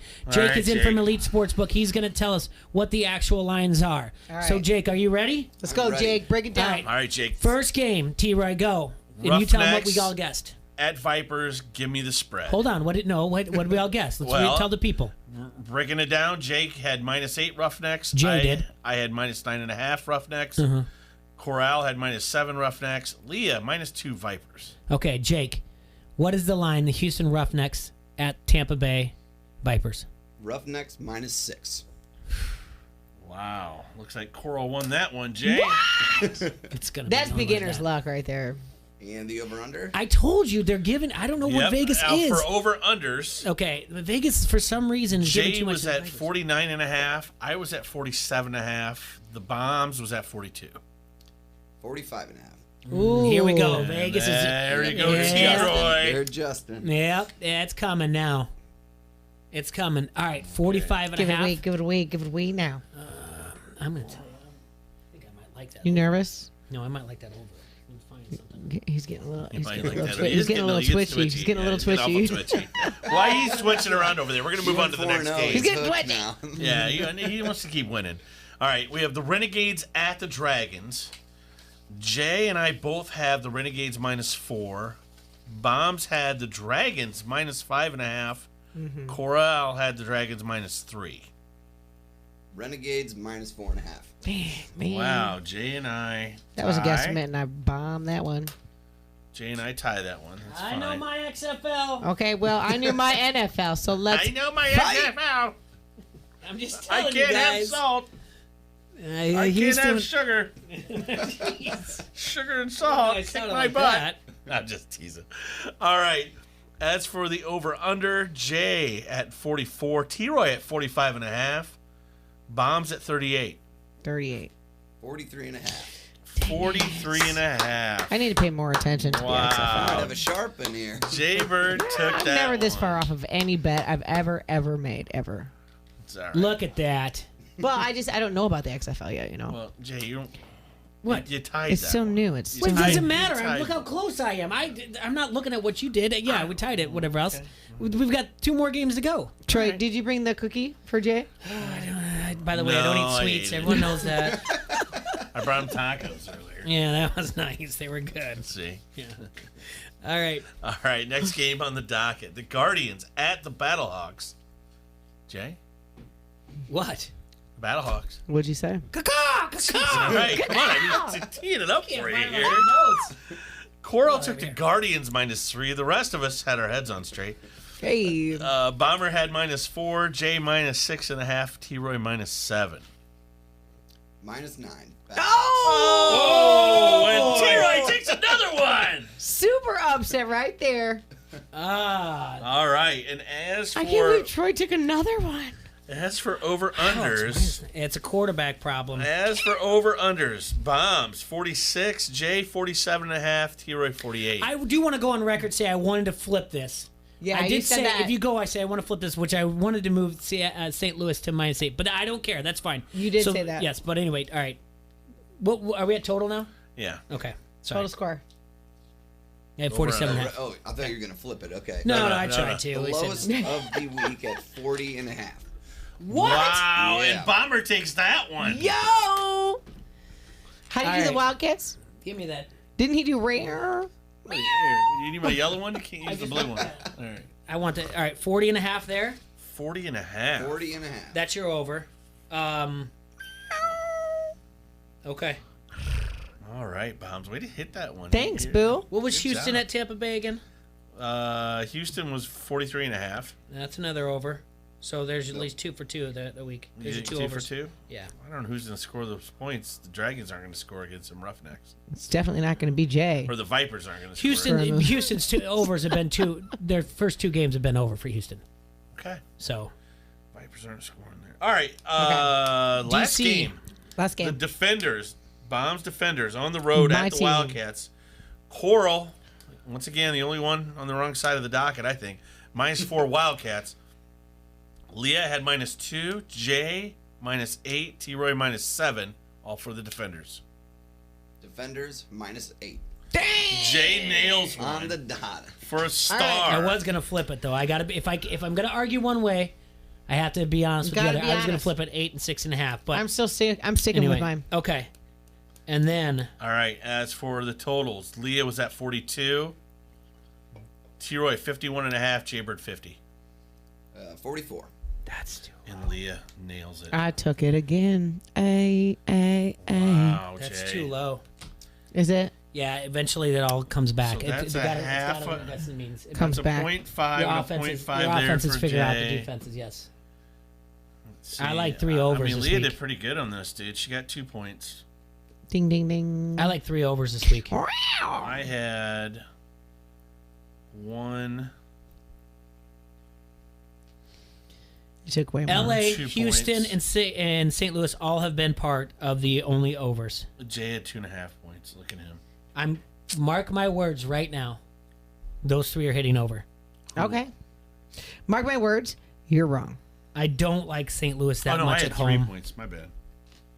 No, Defenders I was had not going to go 2.5 over. It points. might Jay even be and I, under. Jay and I tied. I like Dallas at home. I like Dallas covering on the road at that 4. I'm worried about Josh Johnson at L.A. That it took a lot there for Houston to cover that game last week. A lot. So there's some games out there, but as far as over-unders, I do like those overs. I like 3 of those. So What's the word, Ben, for the fans that are betting on it? But are they liking the quality of play, or Yeah. I mean, if you're Matt McGloin, you don't. Apparently, Yeah. you hate your team. Well, It is it's a question we interesting. ask, The handle was down from the first week. Say that, Second. really? Said you hate so your the team. amount of money wagered was down. Really? Yeah, so I don't know if the first week didn't go as well as people thought it was, or they wanted to sit out and see how things adjusted. But it was pretty interesting. But a lot of the money is coming in on parlays and the point spread as well. So Parlays are the biggest payout, at right? least for Yeah. the second week. So all right, so it's because it's a question that I asked you ahead of time. So it didn't change week 1 to week 2. So more parlays. I'm really surprised that it didn't, because I thought most people I talked to were going in and just going to go hammer the under on every one, and Right, hopefully especially and to after go week 3 for 1 and win 2, and then obviously the loss is going to push with 1 win and get 2 ahead. So wow, that's surprising. Yeah. And these stats are from overall elite sports book in the Yeah, states, so that's not, fine, yeah. not just Rhythm here in the Quad City market. So Well, I'm sure because of our influence, this is the number It's- one. yeah. Yours is the XFL yours is betting, the yeah. number one XFL betting site. Sure. I mean, I don't need 'Cause numbers. everything you do. You I don't need numbers. I don't need you Yeah, to we come don't and need report those. back from Council Bluffs or Riverside to tell me what I already Buffalo, know. Iowa's I not going to tell I already me. understand. I know that you've got the number one XFL betting spot there at Draft Day Lounge. Do you what was the most bet on game? DC Defenders. Yes, The first one, really? Guardians, yeah. And DC Defenders have the most bets on their futures as well to win overall. Jay, how do I keep picking winning teams? Oh, I just, stop. I mean, can we just I can we don't talk know how about it it for a is. second? She's gonna have Do like you 2 titles in 1 year. No, seriously. Do you think gonna that? be so Do you think it's a situation of like they bet on the game? It really wasn't that exciting, and there was nothing to like go back to the window or drive back to it or put something on the app or anything like that. Yeah, I don't know. I think it's a little bit too early to tell. Okay. As the weeks unfold, we'll see a little bit more of a pattern here. Awesome. Well, I can tell you the 2 bottom Awesome. dwellers of the league are gonna have to really start they're gonna have to start this Trey Flowers kid, get that done. Quentin Get her Flowers. done. Quentin Yes. Flowers, and then I'm telling you, we said this last week, and I'm sorry to interrupt you. It is a a quarterback who can run and throw a little bit because not all these guys can catch. That's what's going to make these teams successful, and that's why you have PJ Walker and you have the throwing Samoan Jordan because he can extend it with his legs. It really that's the case. Landry is supposedly the face of the league. We'll see what he can do, but like he said, I've been playing terrible. Now he might move up in rankings where else, and you have Josh Johnson who can do things too. But they're gonna, if the Vipers want to do anything at all, it's gonna be get the kid who can run and throw. All right, we got to take a quick break. When we come back, I want to talk about Fury versus Wilder number 2, and some other things about the All-Star game as well. But this boxing match is a big deal coming up, and I know it's going to be a big deal for you guys out there at Elite Sportsbook and Draft Day Lounge. So let's take a break, and when we come back, we'll talk about that. Dunright TV and Security Solutions is proud to be your Dish premier local retailer. Use Dish's voice remote to search live TV, over 80,000 on-demand titles, and Netflix all at the same time. Dunright has all the products you need to turn your home into a smart home. Not only do they have the state-of-the-art stuff, but they have the installation experts, TV mounts, wireless networks, home theaters, and security systems that you need. Call 866-84-RIGHT today and get the package that's right for you. Netflix streaming is a membership required option. Voice remote requires internet-connected hopper, and restrictions do apply. Once again, that's Dunright TV and Security Solutions, 866-84-RIGHT. This is Goose, PA announcer for the Quad City Storm, and you're listening to Don't Hassle Us, We're Local. ESPN 1170 AM. Tax time is savings time at the all-new Smart Kia of Davenport. Bring your refund and we'll stretch your money further. With huge tax time savings on new Kias, up to $11,000 off. That's over 20% off MSRP. Shop smart and save big at Smart Kia of Davenport. Click smartkiadavenport.com. Automatic 2019 Kia Sedona SXL number K16838 MSRP 44610 1100 dealer discount applied. Selling price 33610 plus tax out of license at a 180 doc fee and 3220. Escúchame, y Dan Levatación, ESPN Radio. It is funny to have a coach say, no, I didn't mean to call them thugs. I meant to call them slugs. And I just want to officially parse the dumbest possible way we could ever discuss race in sports. Did the old guy mean slugs or thugs? If he meant thugs, racist. If he meant slugs, just good coaching. Maybe he's just old and made a verbal mistake because they fly around a lot and he's old. It is a great defense, though. It really is, because I believe him. I believe that he meant to say slugs. I mean, it's really the only defense you can go to, right? Racist! I'm old. I meant to say slugs. No, slugs! I'm just old and doddering. I'm not racist.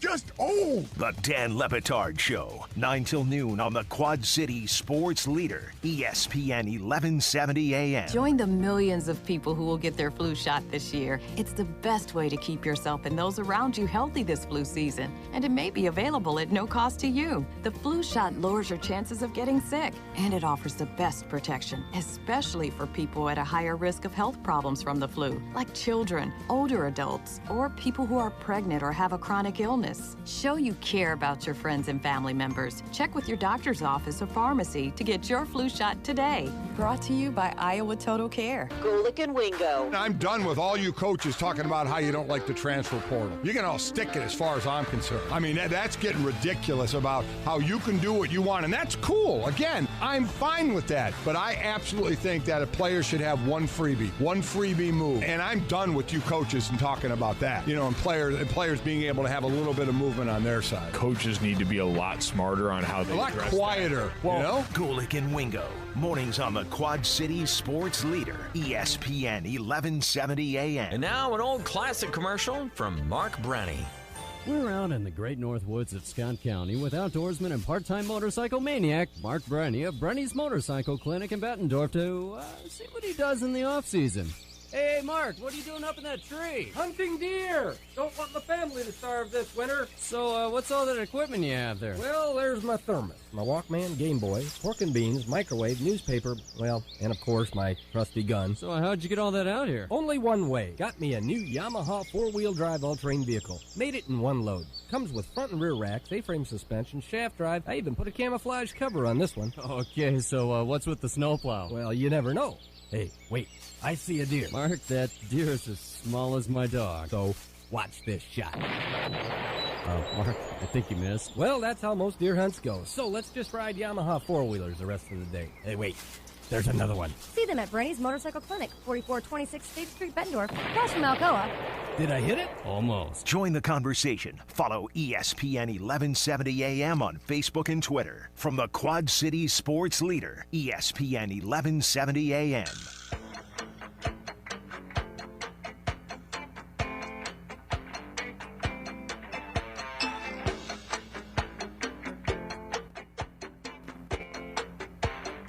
All right, Quad Cities, we're back, wrapping up the show here today. You're listening to Don't Hassle So Local on AM 1170, K. Barbarino.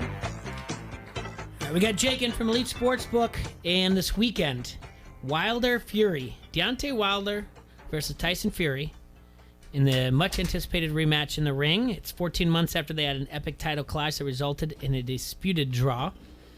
Both fighters have remained undefeated, and now, if there's not a draw, somebody's going to take a little notch on their perfect record. This might be the most anticipated heavyweight title fight since Lennox Lewis, Mike Tyson 2002. Some speculate.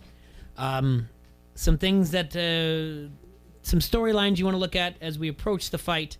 Fury fired his trainer and made a late change to his philosophy as he looks to become more of a power puncher. He wants to knock out Wilder, which he has said and other interviews coming up that he's going to knock him out. Deontay Wilder is a very, very strong and scary puncher. And loser of this fight has an option to trigger a mandatory third installment. And then Anthony Joshua is probably waiting for the winner. You guys are going to have this fight at Draft Day Lounge, Jake? Yep. Rhythm City showing it for free at Draft Day. Coverage starting around 8 o'clock, so expect a big crowd. It's been a long time since we've had a fight like this in the heavyweight type of lineup where, like I said, it's probably the most anticipated since Lewis and Mike Tyson in 2002. So I think you guys are going to draw a big crowd out that night, wouldn't you? Yeah. Yeah, and so what are the type of things you guys going on out there, and what are the odds? Well, the odds, Wilder's coming in at minus 125, Fury's minus 105, so... Okay. You know, after the draw last time, the round props over-unders coming in at 10, at least on our website, that is. So a knockout is at 10? Yep. Okay. So the over-under is at... say that again, Jake. So is it going to go 10 rounds or more? Oh, okay. Yeah. What's the line on that? Under, over? I don't have the exact line, but yeah. I'm saying under. Under 10 rounds. Really? You heard it here first. All right. Well, Wilder did knock Fury down in round 7 in their first time. But Fury came back to force the draw. Fury has, like I said, been training to change his philosophy, trying to be more of a power puncher. I think this is going to be a great fight. So basically what you're saying is if you like Wilder, you have to put up 125 to 100. If you like Fury, you put up 105 to 100. Correct. So Wilder is the favorite, even though he's the lineal champion. Fury is. Mm-hmm. All right. Yeah, Fury, I would say. You think Fury's going to knock out Wilder? I do. Based on what? In under 10. You've doubted me and you've laughed at me and everything I've ever said, and you guys have been proven wrong every GD time. I don't even laugh at her anymore. I just think you're throwing it out there. You can't laugh. I'm not throwing it out there. Okay. I believe in you. Hey, you don't. No, you don't. I do believe in you. He doesn't. He now mocks you're making up me. a lie. You know how many of my friends have messaged me like they doubt you every time and then you prove them wrong. Do they? That's what they do. They text you. You're like, all hey, 2 of them. Yeah.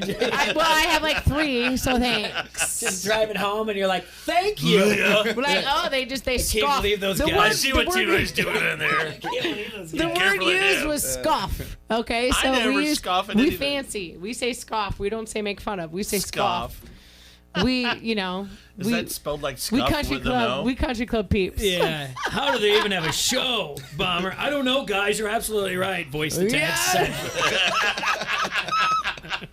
Mass text this. But you have to give me credit. I have been Mass I had text to us curl so I my can hair screen today just so snap someone and would put it on watch this social I media. have been very close to on most bets and things I've done. So you can just sit there and scoff all you want. I'm not scoffing. I love y'all anyway. You guys, You know what, let's Jay? put some money where our Anybody mouths can are. win a fight any given day. That's true. I want to fight Jay. Can No. we put some money on this? Exhibition match. Yeah. The yesterday was the All-Star game. I might scoff at it. Jake, did you get any action in the All-Star game? Most of it came in on the total. And it was over the total, right? Yep. Yeah, this opened up on your guys' end. It opened up at 29.5, and by the time I think by the tip-off, it was at 306 or 307. That's a significant change. None of us are moving that way, so Vegas came in there, and the total did hit as well. Is there anything that they changed at all because of the format? Did you guys try that? Not too many changes. Just there was a lot more emphasis on betting the quarters than we've seen in the past. So. Okay, so in between in-game betting and everything else, and people rushing to get the kiosks or get in line, which I want to remind everybody, you can go bet on the kiosk on the floor at Rhythm City Casino as well if you don't want to wait in line. But they're so helpful there. Why wouldn't you want to? Hannah's one of my favorites, so she's great. I'll pass it along. Yes. Hannah Banana. Is there anything else you want to promote that's coming up? We've got some new merchandise in. Okay. We have some Ooh. now. So come check it out in the market there. It's right across from Draft Day. Mhm. And it's going to be a big fight this weekend. So highly anticipated. We want to become the fight headquarters here in the Quad Cities. So we're showing mostly all the UFCs and some of these bigger boxing matches. So come down and check it out. And also debit card funding opened up last week. Yes. It's an easier way to fund your online account. So That's huge. get that set up online as well. Yeah, I think when you say like the fight headquarters, I think you guys are well on your way. There's For not a single time when a UFC comes up, or now boxing in this sense that on social media, now when people say where the fights, you guys are not the first one named in the comments afterwards after someone makes that statement. So obviously we'll continue to push that out there, but you guys are doing a great job out there when it comes to the UFC, keeping it, there's no cover. And the Draft Day Lounge, you don't have to be 21. If you guys put it into the Rhythm Room, then you have to be 21 going in there. Exactly. But you also have the Elite Sportsbook that's out there. You can make some wagers on that. And if you like Fury to knock out Deontay Wilder before the 10th round, you can go ahead and do that. Like Bomber said so. Like Bomber You know, said you're all laughing now. Just wait. Make sure to drop her name, too, when you're making the bet with Hannah out there. Just Like, wait. I'm just doing bouncy. Are you laughing at me? No. right now? No, I have full faith. Oh my gosh, you guys! I'm gonna have to win it and again. And then Okay. scoffing. Here's the plan for tomorrow. Right now, tentatively. Okay, I'm waiting. I'm going to Des Moines No. to cover the state duels, so there'll be no show, tentatively. Okay. If anything changes, I'll put something on social media that we have a show, whatever else, but it's not going to change. I'm going to head up to Des Moines. What time tomorrow. you leaving? Let's see, probably 6, 7 in the morning. Oh, ouch. That's Earl's. Okay. So, safe travels. Thank you very much. But we'll be back Thursday and Friday as well. But I'm going to go up there and cover that. I'll be on social media covering the Bettendorf-North Scott duel and what they do through semis. And if I get up there early enough for, I believe it's 9 o'clock that Assumption Russell's Osage, I'll be covering that as well. So other than that, I want to thank you, Bomber, for coming in. We'll have you on again real soon here in the next Thursday or Friday. We'll look at your schedule. Jake, thank you so much for coming in and hanging out and playing our fun Guess the Lines game. I don't care what it says, 2.5 points, whatever else. I still feel like mine's better. Guess the Lines. Do you want to shake on this bet? Yes, whatever it is. Yes. Let's do it. Shaking. Before 10 rounds, knockout. Oh, okay. There'll be knockout before 10? Yep. If it happens, it'll be Fury. Yeah, I agree with you. If it happens, it will be Fury. Okay. We'll knock out Wilder. I do. So you agree with me? If it happens, that's the case. Fury would knock out You Wilder. can't agree with me and shake. You have to disagree with me. I disagree that it's going to be a knockout. I think it's going to come down to decision again. All right. You know what to say, Jay? What's that? Love, peace, and chicken grease. That's right. You guys have a hassle-free Tuesday. Thank you so much for tuning in. Enjoy yourselves, Quad Cities. See you on Thursday.